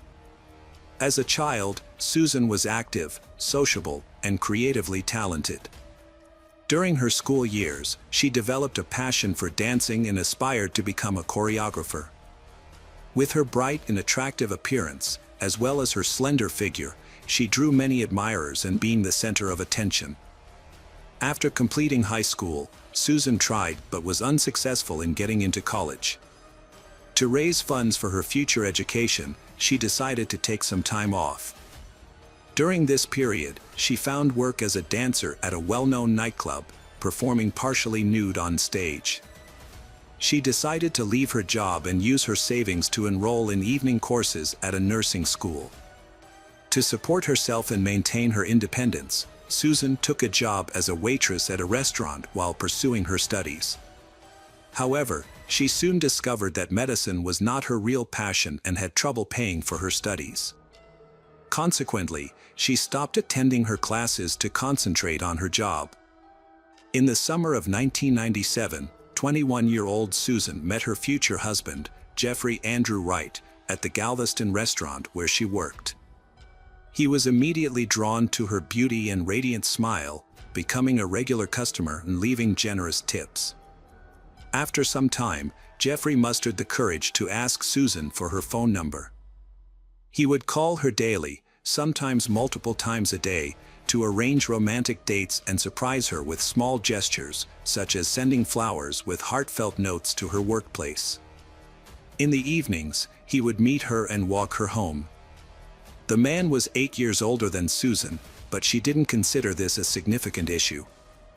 He was charming, attentive, and caring, which quickly won her over. However, it soon became apparent that Jeffrey struggled with alcohol and substance abuse. He claimed to have overcome his addiction to drugs and promised to quit drinking entirely. Susan, being young and in love for the first time, believed him. She thought that their love could conquer any obstacle. Shortly after, Susan discovered she was pregnant and excitedly shared the news with Jeffrey. Although he seemed pleased about becoming a father, he didn't take any decisive action, such as proposing or suggesting they move in together. Confused by Jeffrey's behavior, Susan took matters into her own hands. She insisted that their child should be born within a married family, and Jeffrey agreed to her terms. By the time they officially got married, Susan was already 8 months pregnant. They chose to have a quiet, intimate wedding without guests or celebrations, rather than a grand ceremony. Around this time, they purchased a home in a quiet area of Harris County, Texas, and moved in a couple of weeks before the birth of their child. In December 1998, they welcomed their first child, a son named Bradley, and appeared to be the perfect family.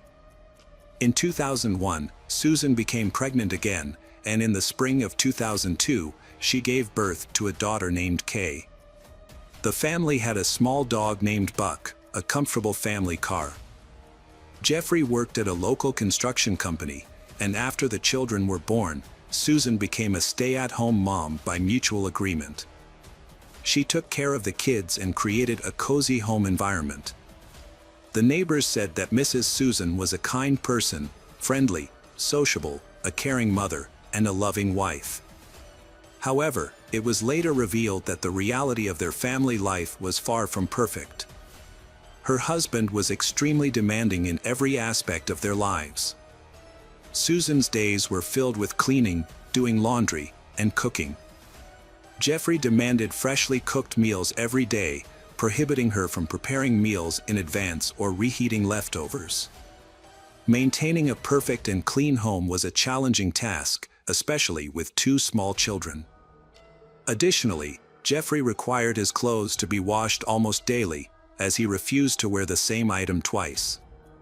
If Susan failed to meet these expectations, she faced insults, humiliation, and even physical abuse.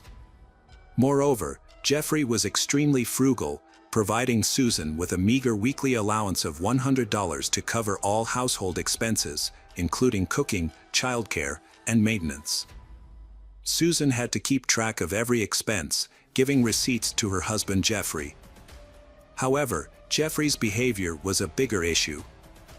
Despite promising to quit drinking, he continued and started using drugs, downplaying it as light doping for work stress.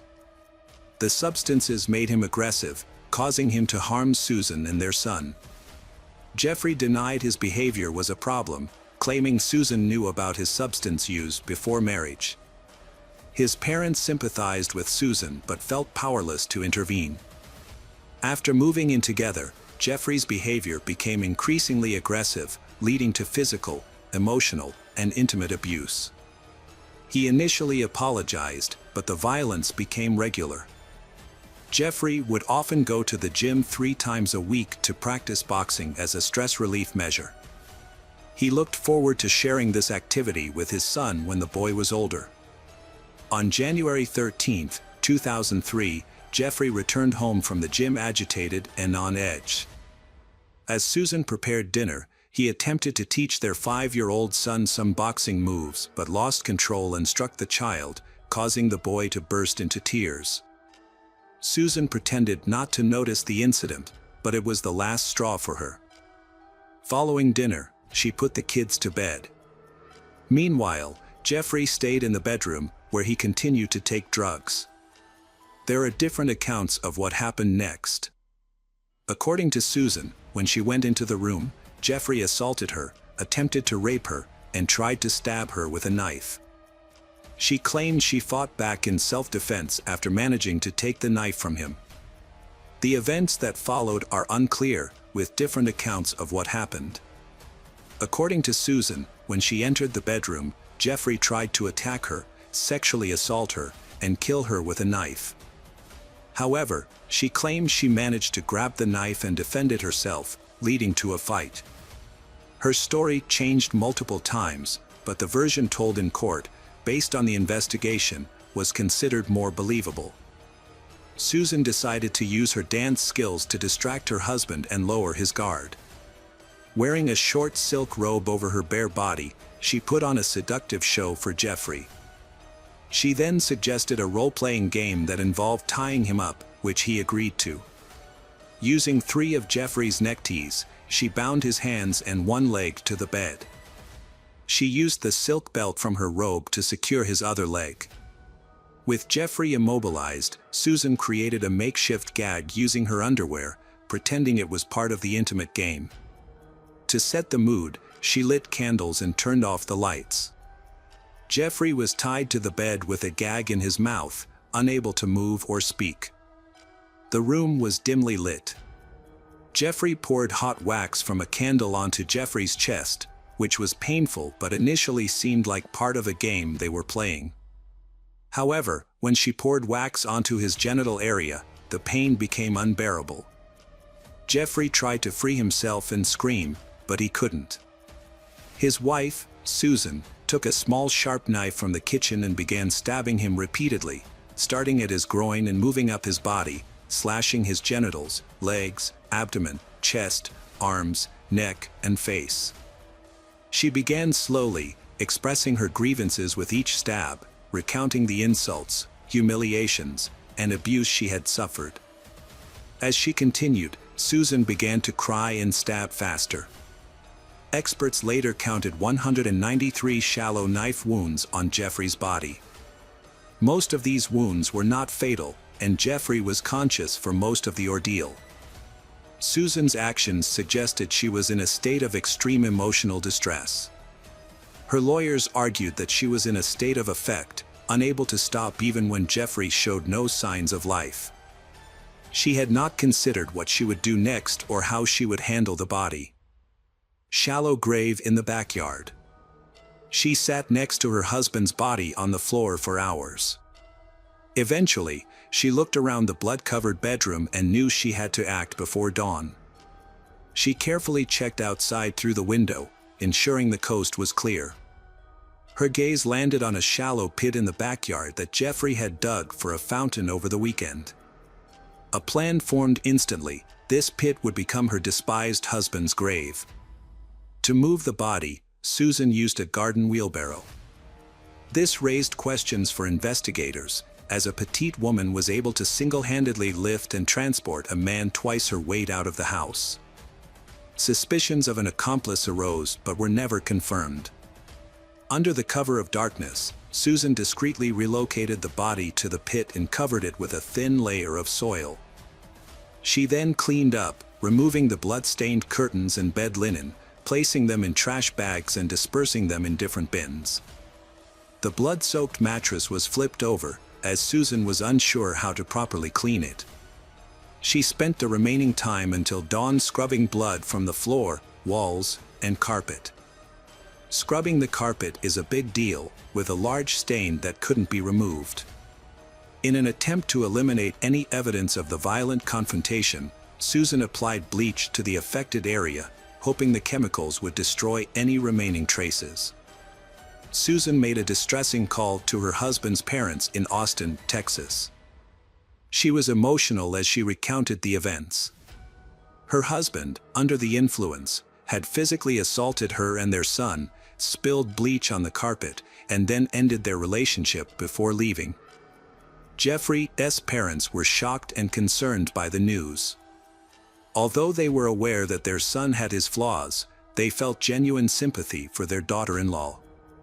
However, when they learned that he had hit their grandchild, they immediately offered for Susan and the children to come and stay with them. Despite their willingness to help, the young mother declined their offer. She added that she planned to file a police report and reveal all the incidents that had occurred at their residence. 2 days later, Susan visited the police station as her husband's sudden disappearance raised increasing concerns and action was necessary. Susan reported that she and her children had been victims of domestic violence perpetrated by her husband and required protection. She successfully obtained a restraining order against her husband, preventing him from approaching her and the children, although she was already aware that he would never be able to come near them again. As evidence, Susan presented bruises and cuts on her arms, which she alleged were inflicted by her husband using keys when she attempted to defend herself. Additionally, Susan had a small bruise on his face and corroborated that his father had struck him. At first, the tearful woman's story seemed believable and logical. She claimed her husband, under the influence of alcohol and substances, had attacked her and their young son. Then, realizing what he had done, he became scared and fled. However, over time, suspicions grew because Jeffrey had not contacted anyone. He appeared to have run away without his belongings, documents, or mobile phone. He didn't show up for work or visit his parents, and none of his friends or neighbors had seen him. It was as if he had vanished. Susan found it unbearable to stay in the house where she confronted her husband. She couldn't shake the feeling he was still alive and would rise for revenge. She was losing her grip on reality. Even their dog Buck sensed it, constantly barking and trying to dig up the yard where Jeffrey was buried. On January 17th, Susan went to her mother's house with her children. When her mother saw her daughter in person, she fully realized the severity of the situation. Even though she had already been aware of it, Velma directly asked if she had killed her husband, and her daughter broke down in tears, nodding in admission. The daughter then confessed to the crime, revealing the location of her husband's body, and repeatedly expressed uncertainty about what to do next. Following her mother's advice, Susan reached out to lawyer Neil Davis the next day and confessed to killing her husband and attempting to cover up the crime. After gathering all the details, the experienced defense attorney considered possible scenarios and contacted the Harris County District Attorney's Office on January 19th. Davis reported Susan's confession, including the burial of her husband's body in their backyard, and stated that she was willing to provide a full statement at the police station. On January 24, 2003, Susan voluntarily went to the police station, intent on making a full confession. However, her account was disjointed, with confusing details and occasional contradictions. She sometimes referred to her late husband as if he were still alive, expressed fear of him, and requested protection. Consequently, Susan underwent a psychiatric evaluation. The results revealed she had suffered a nervous breakdown and was experiencing depression. Despite this, the evaluation found that Susan was still capable of understanding the actions she had taken. When investigators uncovered the remains of Jeffrey from the makeshift grave in the backyard, they were shocked by the brutality of the scene, having never encountered. Experts counted a total of 193 knife wounds on the victim's body, distributed across various areas, including the groin, legs, shoulders, arms, abdominal area, chest, neck, and face. The majority of these wounds were superficial, meaning they were not life-threatening on their own. However, one head wound was severe enough to have caused death. The large number of superficial wounds suggests that the victim endured a prolonged and agonizing death, likely while still conscious, as his wife repeatedly stabbed him with a small knife. The victim's wrists and ankles showed deep marks from the ties and belt used to bind him. These injuries indicated that the victim had attempted to free himself but was unsuccessful. The ties and belt were still on the body when it was found. Additionally, there were traces of candle wax on the victim's chest and groin area. Susan claimed that the candle wax was an accident, resulting from her husband knocking over a lit candle. However, the prosecution argued that the hot wax was more likely used as a form of torture to inflict suffering on the bound victim. Furthermore, the victim's mouth contained his wife's underwear, which acted as a gag to prevent him from screaming or calling for help. Toxicological tests showed the deceased had alcohol and several controlled substances in his system, which could have led to aggressive and irrational behavior. Initially, the bedroom where the confrontation occurred seemed normal, except for a large bleach stain on the carpet. However, upon closer inspection using special chemical agents and equipment, it became clear that Susan had spent considerable time cleaning up the scene. Once wiped away blood traces were revealed, the true extent of the violence became apparent. Blood was found throughout the room, including on the ceiling, and the mattress was saturated with it. The trial began in late February 2004, with Susan having already spent a year in custody.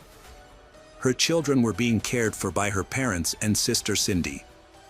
Her lawyer was well prepared, having worked extensively with Susan to build her case. During the trial, Susan frequently broke down in tears as she recounted the events of that horrific night and the abuse she suffered leading up to it. She claimed to have endured years of cruelty and violence at the hands of her husband. The defendant, Susan, claimed that on the evening of the incident, her husband returned home from training in an agitated state. He began demonstrating boxing techniques to their 5-year-old son, Bradley, and said the boy would also take up boxing. When Bradley refused, his father hit him in the face. Susan put the children to bed and then tried to have a serious talk with her husband, urging him to seek help at a clinic. However, he became angry, grabbed his keys, and tried to leave. Susan attempted to stop him, which led to a struggle that caused injuries to her palms and wrists. According to Susan, her husband then struck her, causing her to fall and momentarily lose her bearings. After regaining composure, Susan saw her husband Jeffrey holding a knife, but her testimony became inconsistent. Her lawyer argued she was in a state of affect, leading her to seize the knife and strike Jeffrey. Susan claimed she secured him to a cart with ties and a belt after the confrontation, and candle wax accidentally landed on his body. However, the defendant had no explanation for why her underwear was found in the victim's mouth. In contrast, the prosecution presented a more convincing and logical case. Expert testimony revealed that the victim's wrist and ankle wounds were inflicted before death, likely as part of a ruse to restrain the victim. This also provided a plausible explanation for the gag in the victim's mouth. Additionally, the angle of the injuries suggested that the perpetrator was positioned on top of the victim, rather than struggling with him, which would have resulted in different injury patterns. All the cuts on the victim were inflicted from the front, indicating that the attack occurred while he was lying on his back, unable to move. It was unclear whether Susan had planned her husband's murder in advance and intentionally used the pit he dug for a fountain as a makeshift grave. Prosecutors, however, suspected that she had carefully orchestrated the crime, motivated by the potential insurance payout. The case drew widespread media attention, with Susan being labeled the blue-eyed butcher or blonde meat grinder by the press. Jeffrey's family demanded the harshest possible sentence, while many of their neighbors felt sorry for Susan, recalling instances where she had bruises that she attributed to her own clumsiness, but which may have been signs of physical abuse. Prosecutors initially sought a life sentence for Susan, but later reduced their request to 45 years in prison. In March 2004, she was found guilty and sentenced to 25 years. She showed no emotion when the judge delivered the verdict, appearing detached from the proceedings. A year later, her lawyer's attempt to appeal the decision was rejected. In 2008, Susan and her defense team filed another appeal, which was influenced by new testimony from a previously unknown witness. Misty McKell, wife of former NFL champion Steve McKell, was a key witness. She had a lengthy relationship with Jeffrey Wright in the mid-1990s and was briefly engaged to him. However, she suffered physical abuse, humiliation, and cruel treatment from Jeffrey, leading her to end the engagement and cut ties. Following this new information in Jeffrey's testimony, Susan's prison sentence was reduced to 20 years. She became eligible for parole in 2014 at age 38 but was denied. A second denial followed in July 2017. After 16 years in prison, Susan Wright was released in the winter of 2020 at age 44. She was met by reporters and photographers, causing her to break down in tears and asked to be left alone. Her trial received extensive media coverage, including a broadcast on Court TV. Hello friends, welcome to our channel. Today we're going to take a look at another horrible case with you, the case of Channin Starbuck. Channin Starbuck, a 42-year-old woman, was born on April 19, 1969, in Anderson, Indiana, as the youngest child with two older brothers. Her parents eventually divorced and started new families, resulting in additional siblings for Channin. On December 3, 2011, Channin was discovered on the floor of her bedroom, positioned in a suggestive manner. An erotic massager was placed on her stomach, indicating a clear attempt to humiliate her after death. The police immediately suspected foul play due to the numerous bruises and scrapes on her body. A medical examiner later confirmed that some of the injuries were caused by a stun gun, and evidence suggested that her body had been moved. The official cause of death was determined to be strangulation. The detectives assigned to solve the case faced a difficult task. They needed to reconstruct the final hours of Channon's life and identify the perpetrator. Channon, a mother of 5, had been reported missing by her ex-husband, Clay Starbuck, a day before her body was found. Clay, 47, had alerted the authorities that he had been unable to contact Channon since December 1st at approximately 3 p.m. Channon sent a text to her daughter, saying she couldn't pick up the kids from school because she wasn't feeling well. She asked them to wait for their father, claiming she had already informed him of the change in plans. However, his phone was turned off, so he didn't know what was going on. The younger siblings, Marshall and Serena, were tired and hungry, so 15-year-old Logan decided to call her older brother Austin for help. She asked him to drive them to their father's house, which was just a couple of blocks away. When they arrived, Austin said he couldn't reach their mother either. He thought maybe she had turned off her phone to rest. Austin put the kids in the car and drove them to their father's house. Clay was surprised to see them but was happy to spend time with his kids.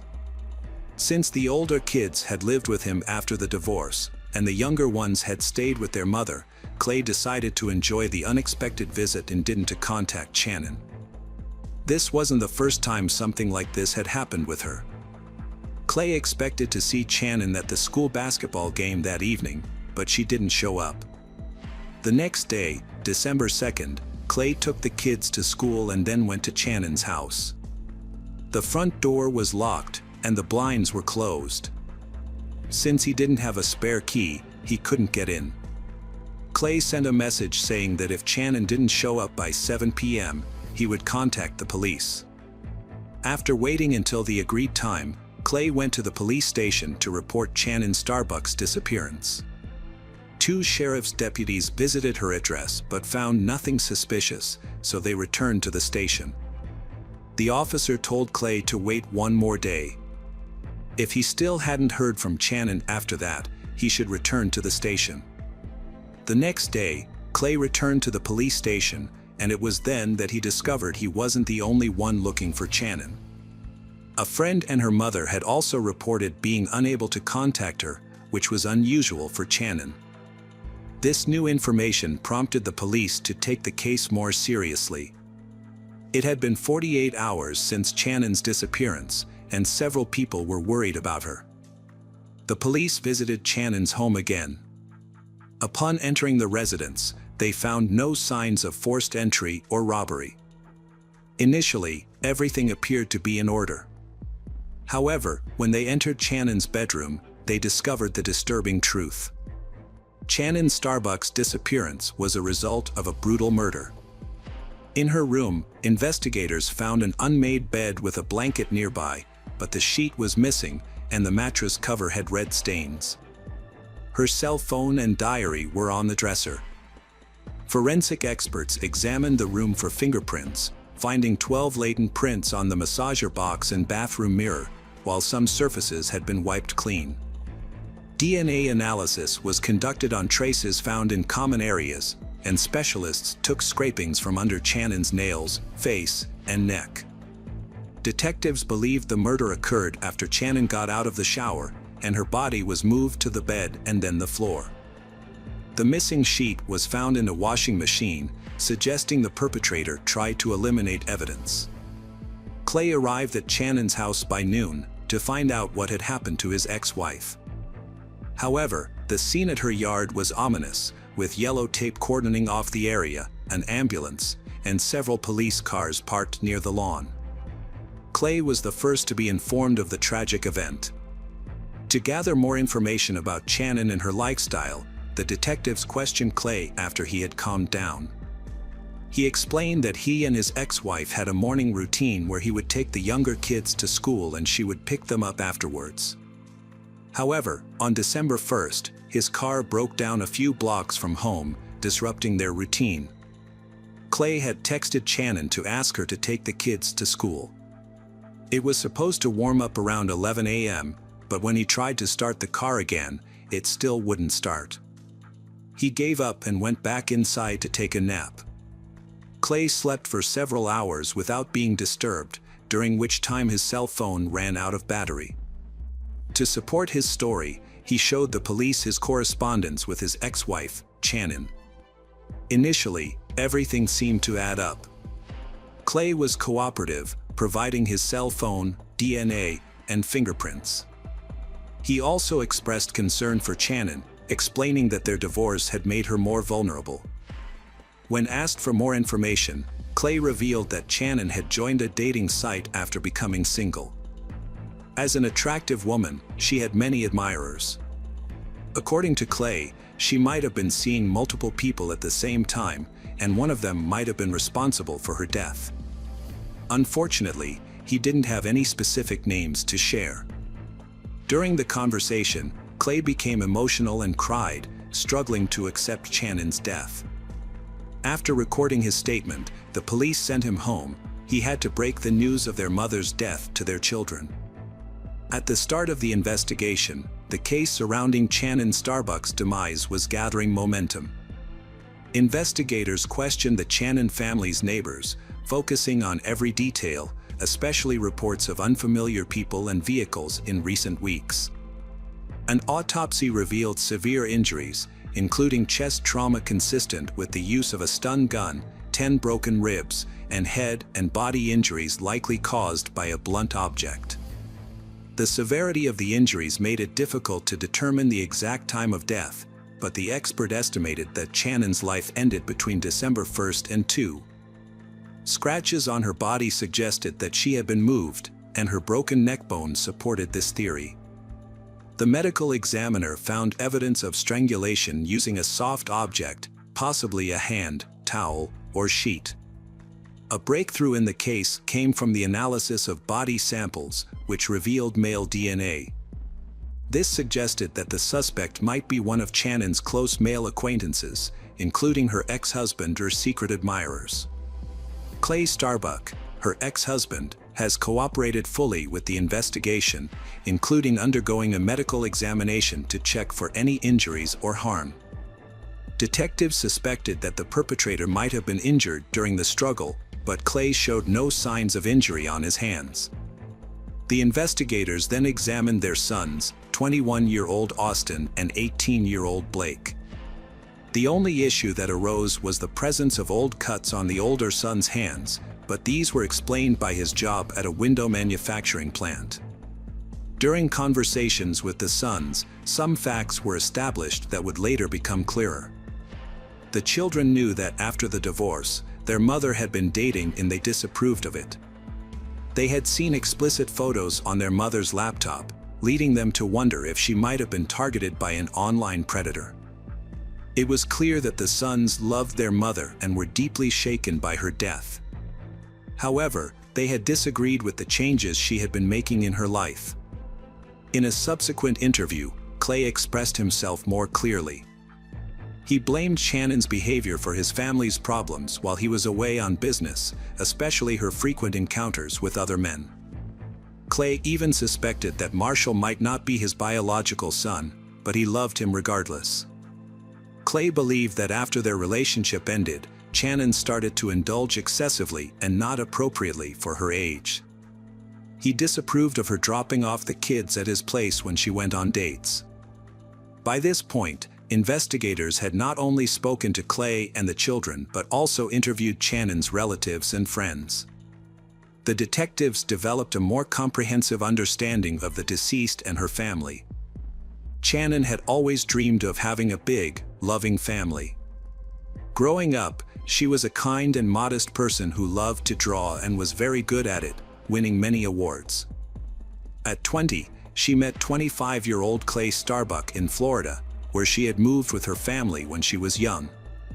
Clay was on vacation from Alaska. They were introduced by friends at a party and hit it off right away. That night, Shannon learned a lot about Clay. He had gone to school in Colorado to learn about diesel mechanics and later worked on the Trans-Alaskan Pipeline, which paid well. However, he was already married with 2 kids. Despite his complicated past, Shannon wasn't discouraged. She actually saw it as a plus, thinking it gave him valuable experience for their future together. Shannon and Clay got married soon after meeting. As Clay's new wife, she moved in with her husband. At first, she struggled to adjust to her new surroundings and the weather, but she quickly settled in. Shannon's married life wasn't as perfect as she had envisioned. Her husband Clay was often away, leaving her to manage the household by herself. However, her love for him gave her the strength to carry on, knowing that his work shifts would eventually end and he would return to her. In the meantime, she took on the role of mother to his children from his previous marriage and soon gave birth to their own son, Austin, followed by another son, Blake, 3 years later. In 1996, they welcomed a daughter, Logan, who was later diagnosed with autism spectrum disorder. Shannon accepted her daughter's diagnosis with love and care, becoming her closest companion. The family was later completed with the arrival of another daughter, Serena. Shannon devoted herself to her children's well-being, education, and spiritual growth. She was also known for her cooking, crafts, and other hobbies within their community. However, she was so focused on being a caring mother and a loving wife that she didn't realize her husband was having an affair at work.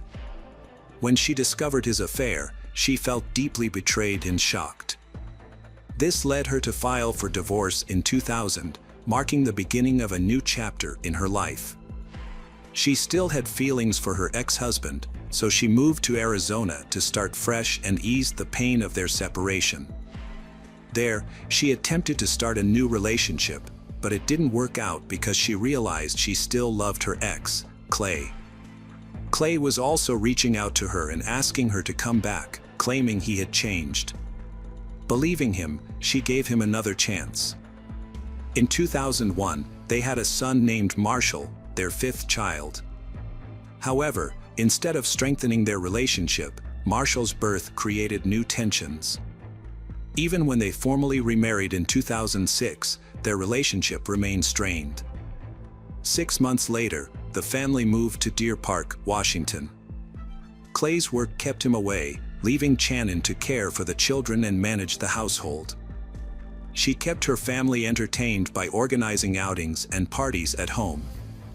However, the frequent time spent apart put a strain on her marriage, creating doubts and mistrust that eventually led to a permanent separation in 2010. Crossing into her 40s, Shannon started to rebuild her life with the hope of finding love again. She was determined not to give up or make the same mistakes as before. Even when her ex-husband Clay suffered a serious injury, Shannon chose not to go back to him. However, she still provided him with support and help. In February 2011, Clay quit his job and moved to Deer Park to be closer to his children and Shannon. Although he hoped Shannon would take him back, she didn't feel the same way. She had finally found freedom and was enjoying it. After Clay's surgery, Austin and Blake moved in with him, enjoying more independence from their mother. Shannon started a new chapter, finding a part-time job and enrolling in a dental assistant course to support her family since Clay stopped paying child support due to illness. The children stayed with Clay on Wednesdays and every other weekend. By summer's end, Shannon completed her certification and was ready for her next goal. Shannon Starbuck had been seeking a fresh start, creating a dating profile in hopes of meeting someone special and leaving her past heartache behind. She regretted spending her best years with a man who didn't appreciate her and was capable of deceit. Tragically, her dreams were cut short one December morning when she became Shannon of a heinous crime. Her funeral, held on December 10, 2011, was attended by a large number of people, a testament to her bright and sincere personality. She was laid to rest at a cemetery in Orlando. The investigation into her death was swift, thanks to public attention. Detectives focused on her ex-husband Clay, verifying his alibi for December 1st. His fingerprints didn't match those at the crime scene, so they checked his story against databases and examined Shannon's phone, laptop, and diary for other potential suspects. Detectives thoroughly examined Shannon's mobile phone, leading them to add several individuals to the list of suspects.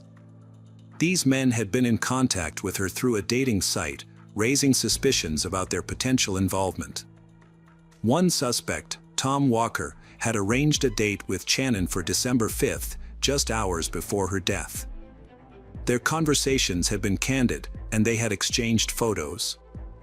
However, when Tom Walker requested that Channon take a photo using an adult toy, she declined. Notably, her body was later discovered in the exact pose that Tom Walker had mentioned.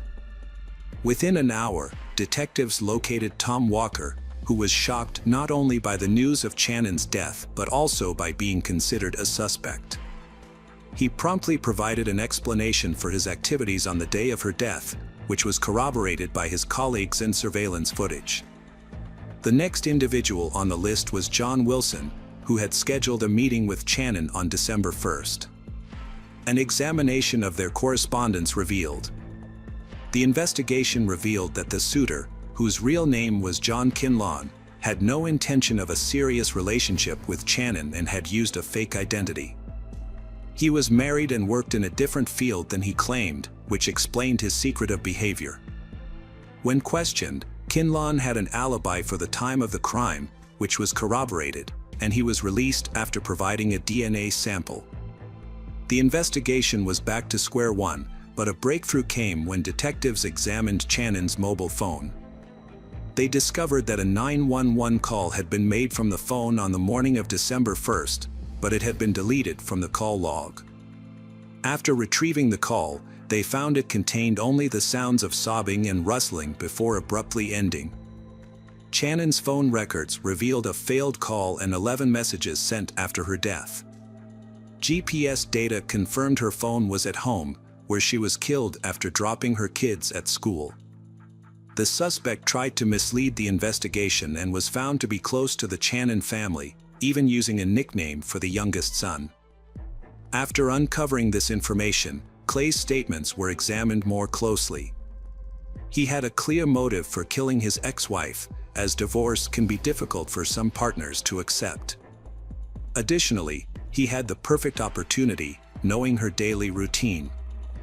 As a result, authorities decided to track the suspect's car route again, this time using footage from street surveillance cameras. This is when the officers' suspicions became clearer. It turned out that Clay's car had not broken down. At the same time, results from another analysis arrived, showing that DNA material collected from Channon's body matched the suspect's samples exactly. When Channon returned home, a heated argument broke out, which ultimately led to her death. The unusual position of her body was a deliberate act of vengeance by Clay, who was enraged by her newfound freedom. After the murder, Clay stayed in the house and impersonated Channon in text messages. It became clear that his intentions to harm her may have been long-standing. A friend's conversation with detectives took on new significance, revealing that Clay and Channon's relationship was troubled. Channon had confided in friends that she was tired of Clay's controlling behavior and criticism, and had feared he might harm her if she ever left him. In fact, Channon had contacted the police multiple times between June and November 2011, reporting that Clay was stalking her and making her feel unsafe in her own home. She had become so fearful that she refused to give anyone a spare key to her house. Ultimately, Channon secured a restraining order against Clay, limiting their communication to text messages. A thorough examination of her diary revealed that she not only feared her former lover but also believed he was manipulating their children against her. Clay had been spreading vicious rumors and portraying her as promiscuous. As a result, when he was arrested on February 6, 2012, the children refused to believe he was involved. The discovery of a tracking program on Channon's laptop, a hard drive labeled Channon's desktop computer, in Clay's house, and printed correspondences did not seem to disturb them. The older children questioned the authenticity of the DNA analysis, thinking the accusations against their father were unbelievable and the case was fabricated. However, law enforcement and other relatives had a different perspective. At the trial, the prosecution presented a substantial amount of physical evidence and testimonies, confidently demonstrating Clay's guilt. In June 2013, justice was served when Clay Starbuck was found guilty of first-degree deprivation of life under aggravating circumstances and disrespect to human remains. He was sentenced to life without parole. His 2015 appeal was denied. He's serving time in Spokane County. Shannon's family grieves her loss, but the children siding with their father hurts more. His obsession led to revenge, leaving the children without a mother or father. Hello friends, welcome to our channel. Today we're going to take a look at another horrible case with you, the case of Nadine Lott. Nadine Lott was born in the late 1980s in Arlo, a town on Ireland's southeastern coast. She was the eldest child of Claire and David Lott. She has 3 younger siblings, Phoebe, Tanith, and Kayla. By the summer of 2012, Nadine, 26 years old, had grown into a charismatic woman. She was eagerly planning a trip to Australia, looking forward to a vacation filled with exciting experiences, sports, and new friendships. Nadine stood out from her peers with her bright smile and charming personality, which drew people to her. She had a large social circle and could easily connect with anyone. However, beneath her outgoing exterior, Nadine was a sensitive and vulnerable person who always tried to see the best in others. She cherished her family, who had loved and supported her throughout her childhood. Nadine discovered a passion for photography, capturing life's fleeting moments to preserve the world's beauty.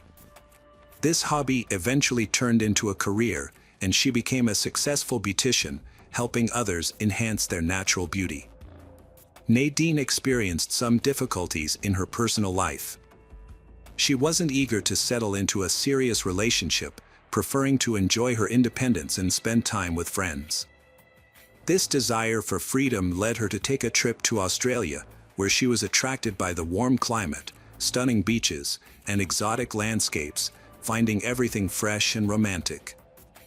Nadine met Daniel Murtaugh in Australia, and it was as if they were polar opposites.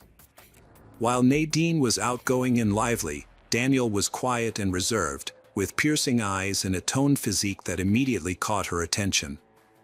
Despite their differences, they felt an instant and inexplicable connection, sharing common interests and a deep sense of intimacy. As they spent more time together, their days were filled with unforgettable experiences and memories. They strolled along stunning beaches, explored the crystal-clear waters, and shared their deepest dreams and secrets. Nadine was captivated by Daniel's surfing skills, and he was drawn to her carefree spirit, genuine nature, and infectious laughter. Their connection grew stronger with each passing day, unencumbered by any barriers or reservations. Daniel, a few years Nadine's senior, hailed from Dayan, a suburb of Dublin, where he worked as a window fitter and lived with his family.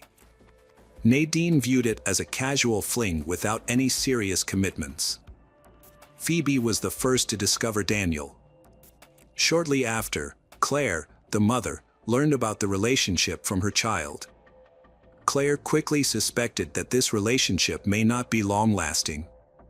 Nadine's life changed dramatically when she found out she was pregnant with Daniel's baby. A few months later, Daniel attempted to rekindle their relationship and start a family, but it ultimately didn't work out. In November 2013, Nadine gave birth to a baby girl named Kia, but Daniel was noticeably absent during this significant moment.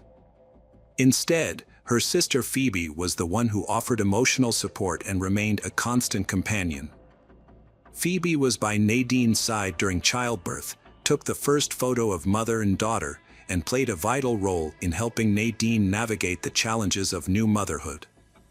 Nadine's pregnancy marked a turning point in her life, as she transitioned into her new role as a mother.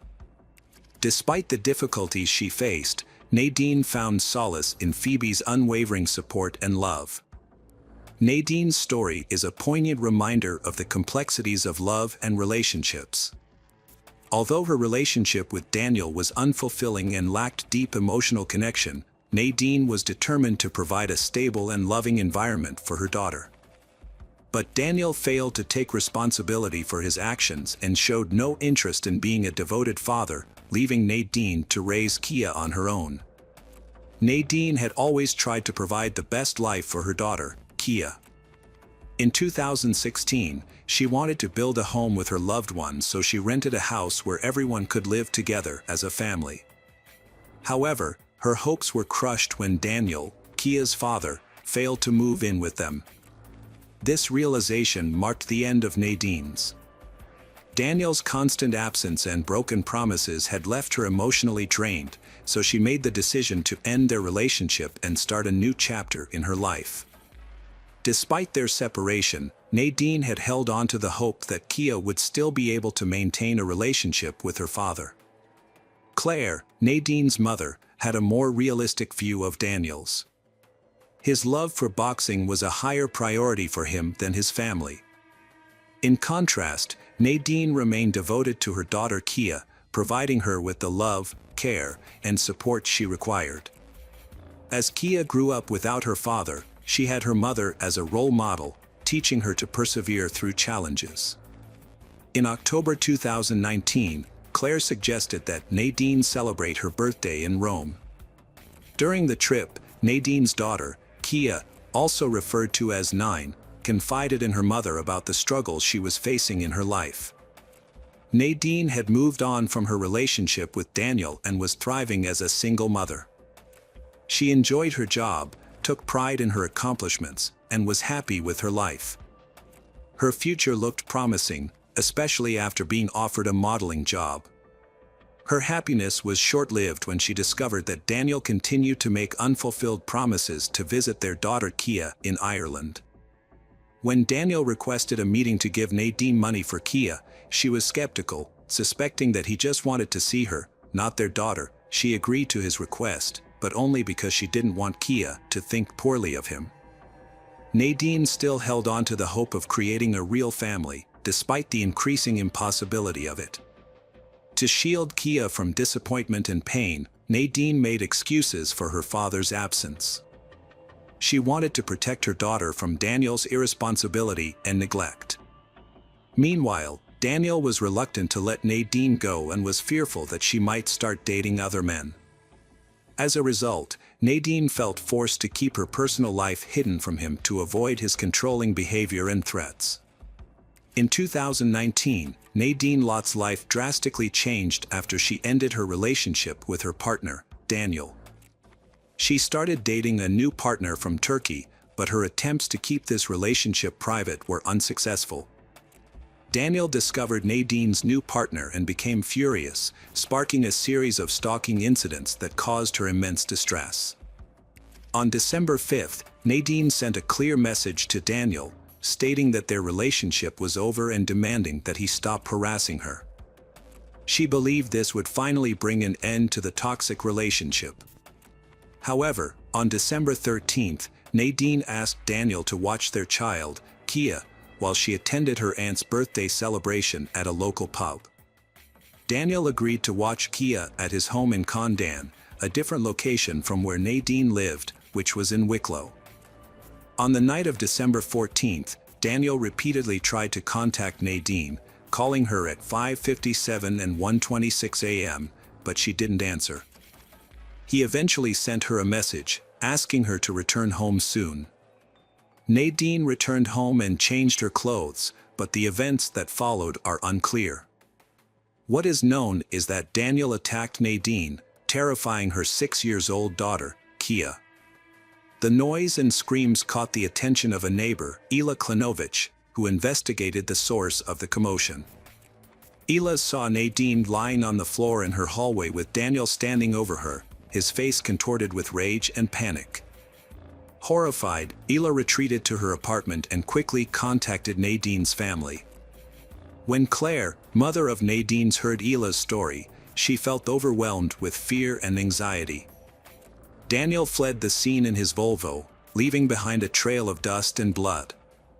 When Claire rushed into Nadine's apartment, she was met with a disturbing sight.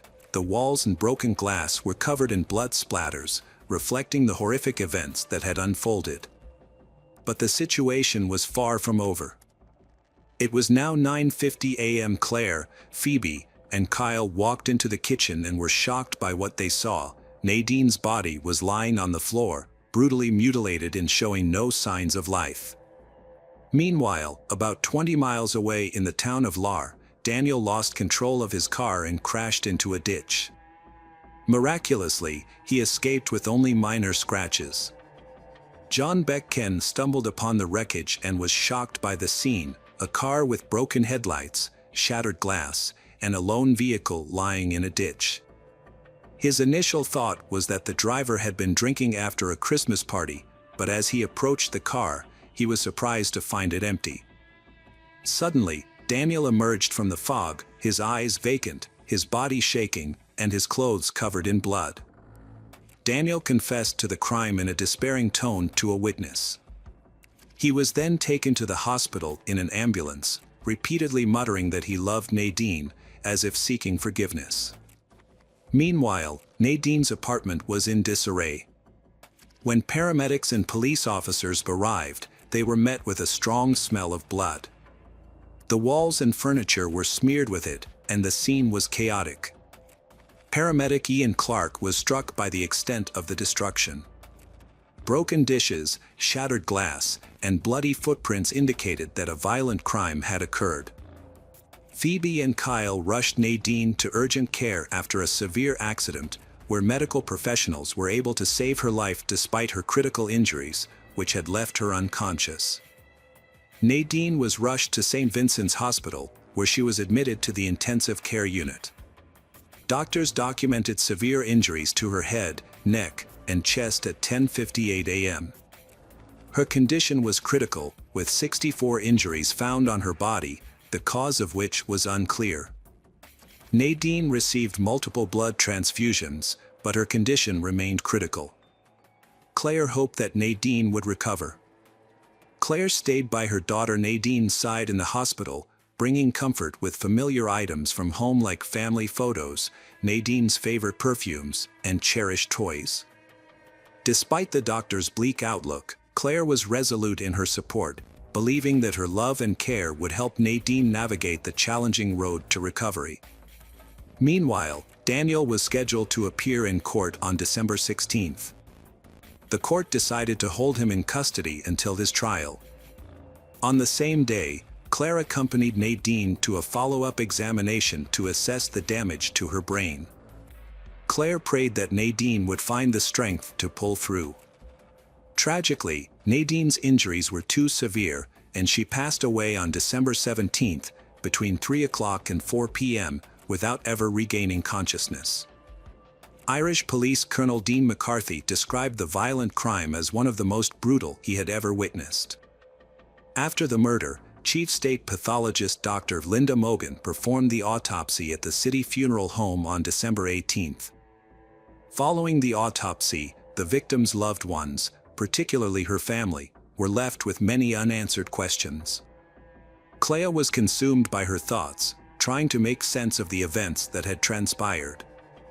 The next day, the killer, Daniel, confessed to the heinous crime, describing how he attacked and brutally murdered Nadine. According to Daniel's account, he started by grabbing Nadine, hitting her on the head, and then repeatedly punching her with his fists. Despite her efforts to resist, Daniel continued the assault, kicking her and eventually stabbing and strangling her with a charger cord. Kia, a witness to the horrific attack, pleaded with her father to stop the assault, but her cries were ignored. Despite Nadine's desperate attempts to fight back, Daniel had remarkable physical strength and was impossible to defeat. A funeral service for Nadine was held on December 22nd at St. Mary and Peter's Church in Arlo, her hometown. The ceremony drew over 1,000 mourners, and hundreds more watched the live broadcast as they gathered to bid their final farewells. 6 people carefully carried the coffin containing Nadine, a young and beautiful girl, as if she were asleep in eternal rest. The altar was surrounded by scarlet velvet roses. Nadine's mother, Claire, sat in the front row, struggling to hold back tears as she gazed at her daughter's coffin. Her eyes shone with love and admiration for she who lay before her. Family and friends gathered nearby, overcome with grief, as they clutched handkerchiefs to their faces and openly wept. David Lott, Nadine's father, stepped forward, his voice shaking with sorrow, and tearfully placed one of Nadine's elegant handbags beside the coffin. Nadine had a remarkable ability to turn anything into a stunning fashion accessory that perfectly matched her one-of-a-kind style. Next, Kyle, a close family friend, approached the altar, holding a photograph of Nadine and Kia, beaming with happiness as they hugged each other. Kia, confused and grief-stricken, clung to her mother's side, unable to comprehend the loss she had suffered. Phoebe, Nadine's sister, brought a pair of shoes to the altar, the very ones Nadine had been planning to wear to her prom. Overwhelmed with emotion, Phoebe struggled to hold back her tears. Tanith, another close friend, carefully placed a photo album on the altar, filled with cherished memories of Nadine's carefree days, joyful parties, and radiant smile. These memories would remain with them forever, a poignant reminder of the happy times they had shared with Nadine. With genuine empathy on his face, Priest Michael Moore led the ceremony with heartfelt words of eternal life and hope that soothed the grieving family and friends. Looking directly at Kia, he voiced gratitude for the immense joy she had brought Nadine during her life, wishing that Kia's own life ahead be one rich with care, protection, and enduring love. He reassured Kia that her mother's loved ones would always be there to protect her from harm, serving as her guardian angels. Nadine's sisters, Phoebe and Tanith, tearfully bid their final farewell, overcome with grief at the loss of their beloved sister. The ceremony concluded with the playing of funeral music, after which Nadine's coffin was laid to rest in the San Gabriel Cemetery. As her loved ones said their final goodbyes, they took comfort in knowing that Nadine's soul was at peace. Hello friends, welcome to our channel. Today we're going to take a look at another horrible case with you, the case of Marie Carlson. In 1974, a baby girl named Marie was born in the Philippines to an ordinary family. Concerned about her daughter's future, Marie's mother made the difficult decision to send her to the United States, where she believed Marie would have better opportunities for success. As a result, Marie was placed in a foster family with a military background, where she met a young girl named Esther, who was the same age as her. Two young girls quickly became close friends, unaware of a surprising fact that linked them together. What Marie didn't know was that her American foster father was actually her biological parent, making Esther her biological sister. As they grew older, the sisters left their parents' house and decided to start a new life together. They chose to settle in Florida, where they rented a cozy apartment near a karaoke club that soon became their favorite hangout spot. Marie Carlson's life was a vibrant reflection of her favorite color, pink. She had always believed that living a beautiful life was essential, surrounding herself with flowers and lovely things. But everything changed when she met Jeff, and she discovered a new, profound meaning in life: love. They quickly fell for each other, got married, and had a daughter named Paris, a name that symbolized the love and beauty they shared. Despite their happy family life, Jeff remained an enigma. His past and last name were shrouded in mystery. Meanwhile, Marie was driven to succeed in her career. She had set her sights on joining the Federal Bureau of Investigation, FBI, and was studying criminal law to achieve her goal. However, her journey was not without its challenges. As she progressed in her career, the obstacles grew tougher, and despite her best efforts, Marie ultimately left the police service without realizing her dream. Marie's life took a devastating turn due to a mental health disorder that worsened over time. The trauma of being sexually abused as a child left her with deep emotional scars.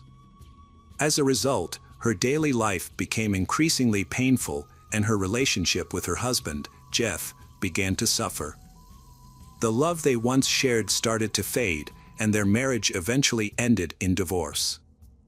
The divorce was a difficult but necessary decision, as both Marie and Jeff knew they needed to prioritize their daughter, Paris. They agreed that it would be best for Paris to live with Jeff, allowing her to escape the negativity that had been affecting their home. Despite the challenges, they completed the necessary paperwork amicably and with minimal drama. Throughout the long and difficult divorce process, Marie and Jeff remained dedicated to making decisions that would benefit and care for their daughter, Paris. They remained on good terms and continued to care for each other as friends. Marie was grateful for Jeff's support and made it a priority to spend quality time with Paris, never missing a birthday. Marie had faced many challenges, but she remained determined and refused to surrender. Despite her struggles, she never lost hope. One day, she discovered what had been missing in her life: faith. This newfound faith led her to the Emerald Coast Church, founded by the charismatic pastor James Flanders and his wife Tanya. From the moment she stepped into the church, Marie felt a sense of belonging. The warm and welcoming atmosphere, combined with Pastor James Flanders' sincere and heartfelt sermons, made her feel at home. Marie began the process of recovering and healing from her past experiences, working to make amends and move forward. The Flanders, known for their kindness and generosity, had created a sanctuary where people could find help and support. For Marie, the church became more than just a place of worship. It was a loving community that accepted her with open arms. As she surrounded herself with the church's loving atmosphere, Marie began to heal and grow. With each passing day, Marie felt a sense of freedom and joy that she had never known before. She was no longer the lost and broken person she once was. Instead, she was a strong and vibrant individual, filled with hope and happiness. As she looked out at the sunny Florida landscape, Marie's eyes shone with a newfound radiance, reflecting the beauty and joy that had blossomed in her soul. The church was more than just a building. It was a community of people who genuinely cared for one another.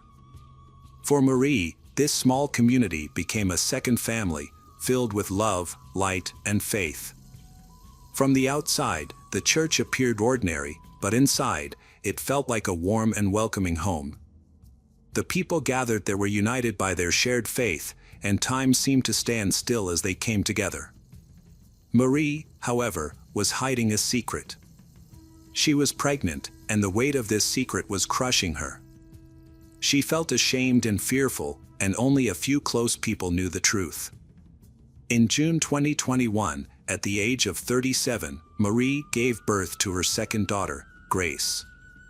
As the news spread through the quiet town, people began to wonder who the father of the child was. The truth was painful.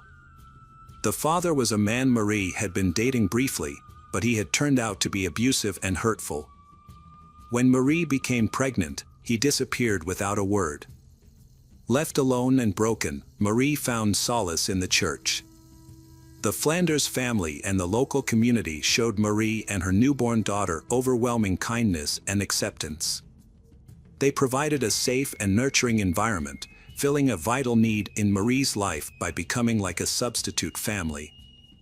Through their selfless support, Marie was able to find the courage, optimism, and start the healing process from the trauma of her past.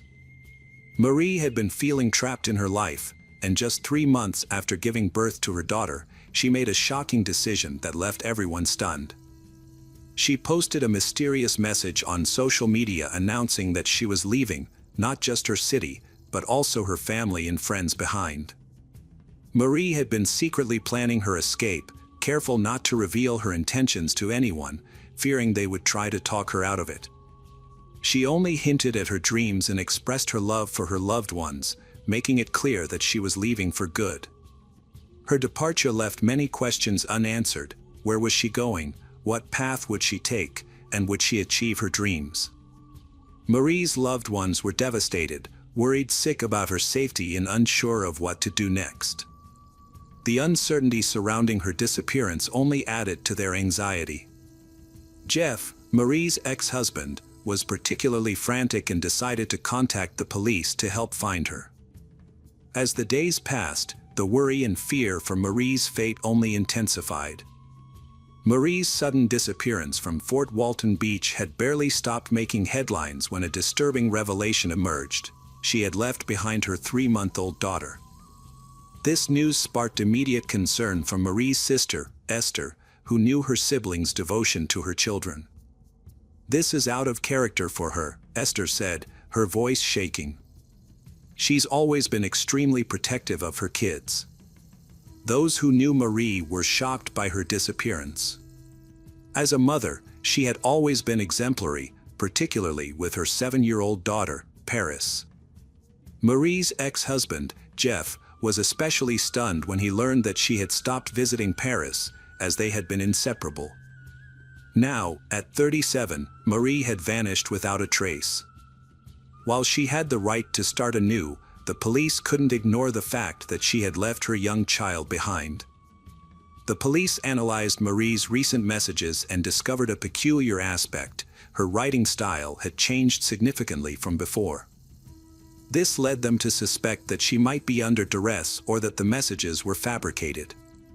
An investigation was launched, which soon impacted Marie's personal life. Questions arose about the identity of her daughter Grace's father and the nature of their relationship with Marie. However, even Marie's sister Esther was unable to confirm or deny these suspicions. The police were faced with a complex web of secrets surrounding Marie's disappearance, including the mysterious messages and the uncertainty about Grace's father. In an effort to clarify the situation, the police spoke with Tanya and James Flanders.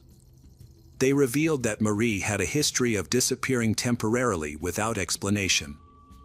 The Flanders also shared that Marie had been diagnosed with bipolar disorder, which could have contributed to her erratic behavior. A few weeks before she vanished, Marie experienced a severe episode of depression. She began taking medication but was forced to stop due to her pregnancy. Feeling extremely unwell, Marie asked the Flanders family to care for her daughter while she rested. After lunch, Marie lay down to rest, and Tanya and Grace went out shopping. James stayed with Marie to keep an eye on her, but he left for a short time to go home. When he returned, he was shocked to find that Marie and her car were nowhere to be found. The Flanders family immediately launched a search for Marie. They scoured the streets, checking the parking lots of every building, but found no sign of her.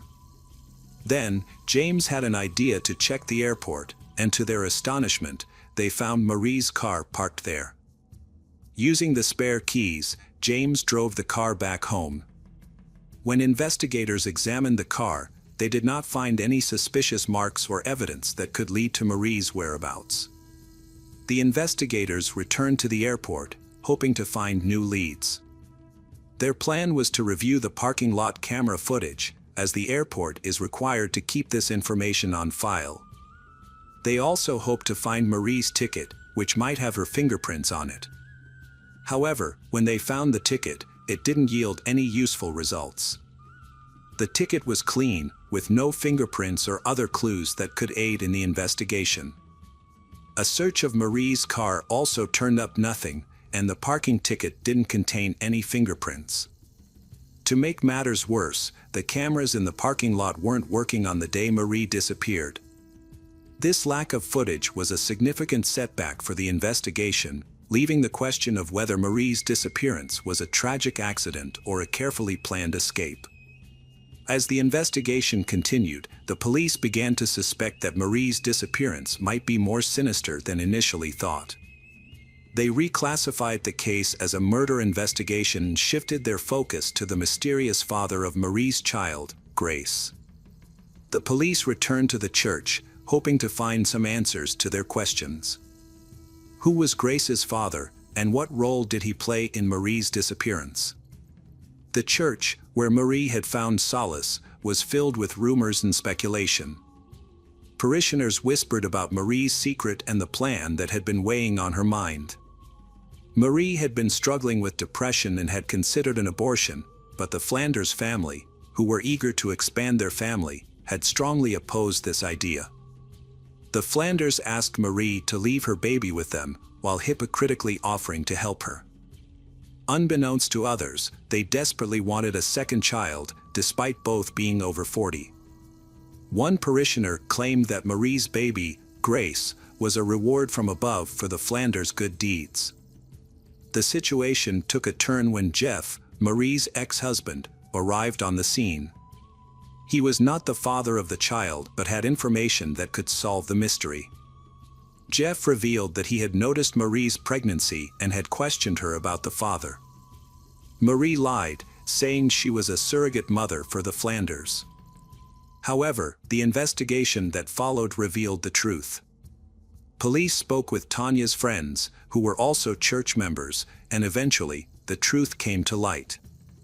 It turned out that the father of the child was James, and the conception was natural.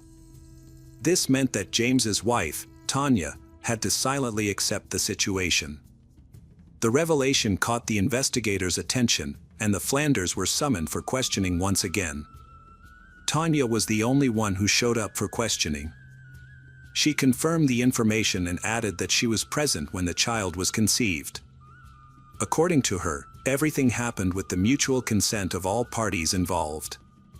After Marie disappeared, disturbing details about her relationship with James and Tanya came to light. It turned out that James was intimately involved with both women, which was not just infidelity but a form of polygamy. At one point, they even celebrated the child's birthday together, taking a photo of James, Tanya, and Marie posing as a happy family. However, this photo was meant to mislead, suggesting that the celebration was only for Tanya and that Marie was not involved. But after questioning Tanya's friends, the investigation uncovered new information that revealed the true nature of their relationship. Although Tanya claimed that Marie was initially happy with the arrangement, it became clear that this was no longer the case at some point. Marie's feelings for her daughter Grace were stirred after she was born, and she became hesitant to give her up to Tanya. According to friends, Marie's reservations fueled her jealousy of Tanya, sparking suspicion that Marie might not want to surrender her child to her rival and planned to steal James away from her. These rumors swiftly elevated Tanya to the top of the suspect list. Following Marie's disappearance, all Tanya's problems would essentially dissolve, granting her the opportunity to raise Grace solo and retain her status as James's beloved wife. However, 2 months had passed since Marie vanished, yet no leads emerged.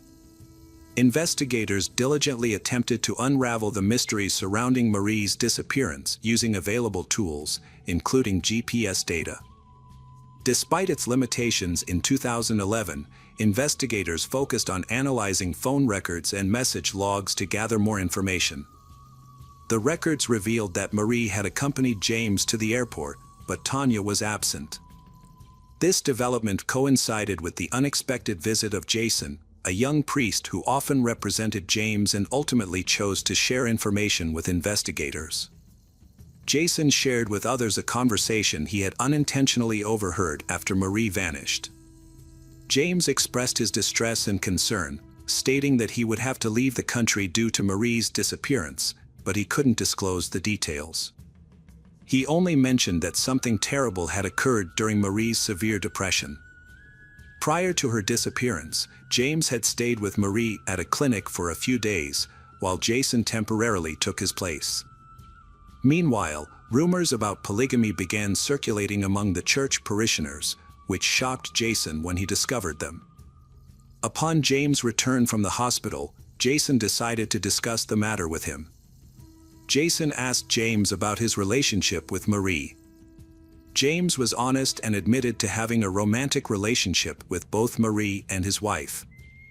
He revealed that he and Marie had a heated argument before her disappearance, which escalated into a physical fight.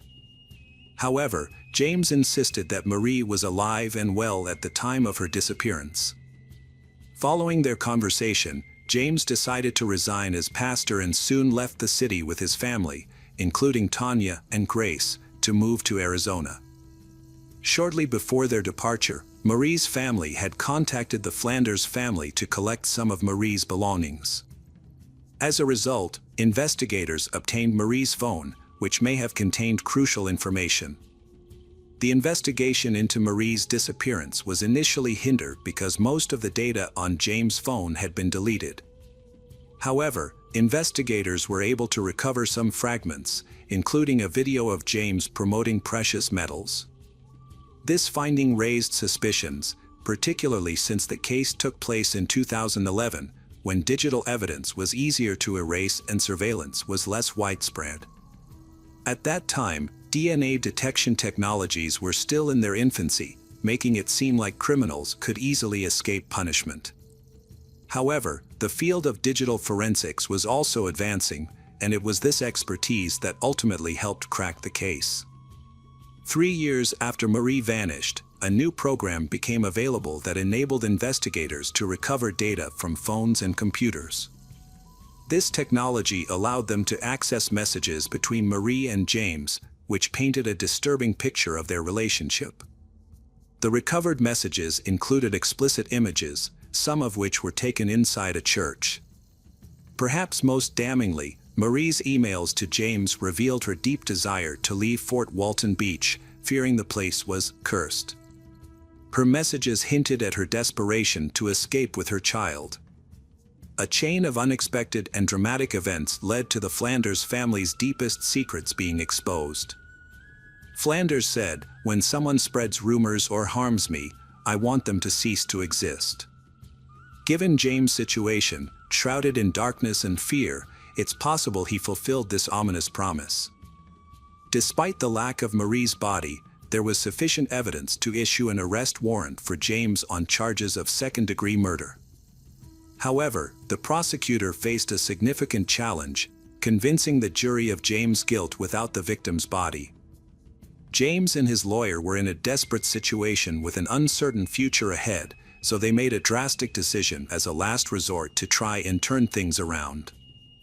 If James revealed Marie's body's location, he would be charged with manslaughter, a crime with a more moderate sentence. After years of anguish, Marie's family agreed to this deal. James's words revealed a disturbing truth. He and Marie had a tumultuous relationship, frequently arguing about her struggles with depression. During one heated argument, Marie physically lashed out at James, and in an attempt to calm her down, he inadvertently knocked her to the ground. Tragically, she lost her life. In the aftermath, James was overcome with guilt and regret. He had unknowingly contributed to Marie's death, and his attempts to revive her were unsuccessful. The investigators eventually discovered Marie's body in the yard of James's house, buried 5 feet underground and wrapped in a blanket. The discovery was a shock to everyone involved, as they had been searching for her for years. The consequences of James's actions were severe.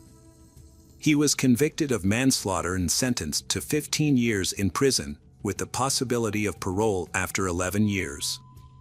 His wife, Tanya, claimed to have been unaware of James's crime and was deeply shocked by the news of Marie's death. Marie's body was discovered after a delay, which hindered experts from determining the cause of her death. This delayed discovery may have impacted the direction of the investigation. 5 years later, Marie's family and friends were finally able to lay her to rest and find closure at her funeral. Her sister Esther might have even sung a final song in her honor. Welcome back, detectives. Let's dive into another horrible case. The case of Aya Hashim. The Hashim family moved to the UK from Lebanon in November 2011, seeking a safer and more promising future. Aya's father, Ismail, wanted his children to have a good education and become valuable member of society. He applied for asylum for himself and his family, and after receiving a residence permit, they settled in Blackburn.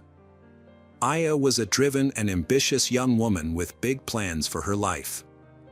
She was a law student at Salford University. Tragically, her parents' hopes for a better life were shattered when Aya was killed in a senseless act of violence.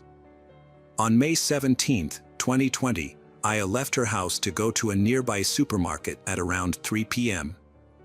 However, she never returned home. About an hour later, Aya's father went out to look for her. Aya's mother searched online and discovered the news that a woman had been shot in their neighborhood. Soon after, Aya's parents received the devastating news that their daughter had been killed in the shooting. Aya was walking on King Street when a car drove by with multiple occupants. One of the individuals in the car fired 2 shots, one of which fatally hit Aya. 19-year-old Aya Hashim was fatally shot on King Street and died the same day despite medical efforts. The police do not think the incident was motivated by racism or religious hatred. Deputy Chief Terry Woods is seeking the public's help in gathering evidence. He asks anyone with dashcam footage or surveillance cameras to come forward if they have recordings of a green Toyota Avensis car or any suspicious activity. According to Deputy Chief Woods, Aya was an innocent bystander who was shopping for her family when she was accidentally caught in the crossfire. The shooting involved a green Toyota Avensis car. Witnesses report that 2 rounds were fired from the vehicle, and sadly, Aya was hit. Later that day, police discovered the Toyota Avensis car involved in the shooting abandoned near the scene of the crime. They also obtained CCTV footage of the incident. The footage shows that at 3:03 p.m. Aya is walking along the sidewalk. The Toyota mentioned earlier drives past her. The rear side window on the left is down. The shooter makes a fatal shot. The bullet goes through her and hits the pole. For ethical reasons, the police did not reveal footage of she falling to the ground. After reviewing the video recording, it's clear that there were at least 2 individuals in the car, the driver and the shooter. Following the shooting, the perpetrators quickly fled the scene and abandoned the vehicle on a nearby street. Within 2 hours, the police located the car and initiated a search for its owner. Aya Hashim was caught in the crossfire of a shooting incident that occurred near Khan's car wash. Following her death, the police launched a massive operation to apprehend the suspects, who had fled the UK, with the assistance of international law enforcement. 8 individuals were initially charged in connection with her death. Aya's death was ultimately determined to be a tragic accident. She was an innocent bystander. The shooting was actually a targeted attack on the owner of Khan's car wash, who was a competitor of Pharaoh Suleiman. It was Suleiman who allegedly hired a hitman to take out Khan, but the bullet mistakenly hit Aya instead. According to the video recording, at the time of the incident, Aya was standing a few feet away from a pole. The first bullet fired missed its intended target and hit something near a man, as evidenced by the splashing water. The key point here is that the shooter made a mistake. The person they aimed at was not the business owner, but rather an employee who was mistaken for Khan. During the second shot, Aya was positioned between the shooter and the employee. The bullet struck her in the left side of her chest, passed through her body, and then hit the pole. The car immediately fled the scene. The car wash owner, Khan, witnessed Aya falling to the ground and rushed to her aid, calling emergency services in the process. He described the events, stating that he had seen the car and the gun, and then the assailant sped away. According to him, they returned and started shooting, aiming the gun at him, which left him confused. To better understand the crime, let's examine the roles of the individuals involved. We'll start with the mastermind, Pharaoh Suleiman. Pharaoh Suleiman was a successful businessman with a loving family. Suleiman owned a thriving tire shop that had gained significant popularity over time. The business provided him with a substantial income, enabling him and his family to live a comfortable life. He was also active on social media, frequently sharing photos of himself driving expensive cars, giving his followers a glimpse into his life. When his business began to decline, he devised a plan to eliminate his competitor, Khan. Despite being a potential suspect due to his motive, Suleiman went ahead with the plan. He enlisted the help of Ayaz Hussein, Zamir Raja, and Anthony Ennis. The perpetrators conducted a surveillance mission the day before the crime, driving near the car wash to inspect the area. Additionally, Abu Bakr Saisha purchased the Toyota used in the crime with money provided by Suleiman. Kashif Manzoor ensured the car was in working condition by performing technical checks and addressing any malfunctions. Uthman Saisha and his girlfriend, Judy Chapman, played a supporting role in the crime. They drove the shooter and driver to the location of the Toyota in their Ford Fiesta and then picked them up after the crime was committed, they abandoning the Toyota on a nearby street. According to the inquest, at 1:14 p.m., Judy Chapman and Uthman Saisha picked up Raja and Enis from Bolton and drove them 13 miles to Blackburn, where the Toyota was parked. Kashif Manzoor made sure the Toyota was ready as all four men drove to Blackburn. However, when they stopped a couple of miles from the car wash, the Toyota wouldn't start due to a dead battery. Manzoor jumped the battery using another car's battery and some wires. With the car started, Manzoor handed it over to Raja and Enis, then returned to the service station where Suleiman was waiting, watching from a front row seat to see what would happen. The Toyota approached the corner with its windows rolled down. Enis and Raja circled the block several times, waiting for the perfect moment to act. They needed to be on the same side of the street as Khan's car wash. Meanwhile, Manzoor and Suleiman were observing the situation unfold. On the fourth pass by the car wash, the Toyota slowed down. Coincidentally, Khan was on the street at that exact moment. However, the shooter, Zamir Raja, made a mistake and fired the first shot at a different employee, not Khan. Fortunately, the first bullet missed its target. But the second bullet hit Aya. Following the shooting, Raja and Enis fled the scene, abandoning their vehicle and getting into a car with Judy Chapman and Uthman Saisha, who drove them away from Blackburn. When police reviewed the video of Suleiman's store, Ayaz Hussein entered the store. Suleiman signaled to the others who were aware of the incident to leave the room and go to the second floor. Abu Bakr Saisha, who had bought the Toyota involved in the crime, was sitting behind them. When Abu Bakr Saisha overheard the police radio mention that the perpetrator's car had been found, he immediately got up to discuss something with Suleiman. 9 days after Aya's murder, Zamir Raja, the shooter, fled to Portugal and met Anthony Enis, the driver of the Toyota, at Lisbon airport. Both men had escaped the country. Meanwhile, the police were arresting the individuals involved in the crime. Pharaoh Suleiman, the mastermind, was arrested on May 18, the day after Aya's murder.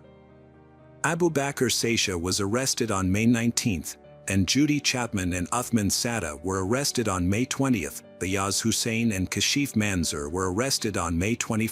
Zamir Raja, who had hoped to return to England without being detected, was arrested at a London train station on June 6. Anthony Enis was caught in Spain on July 4 and extradited to the UK.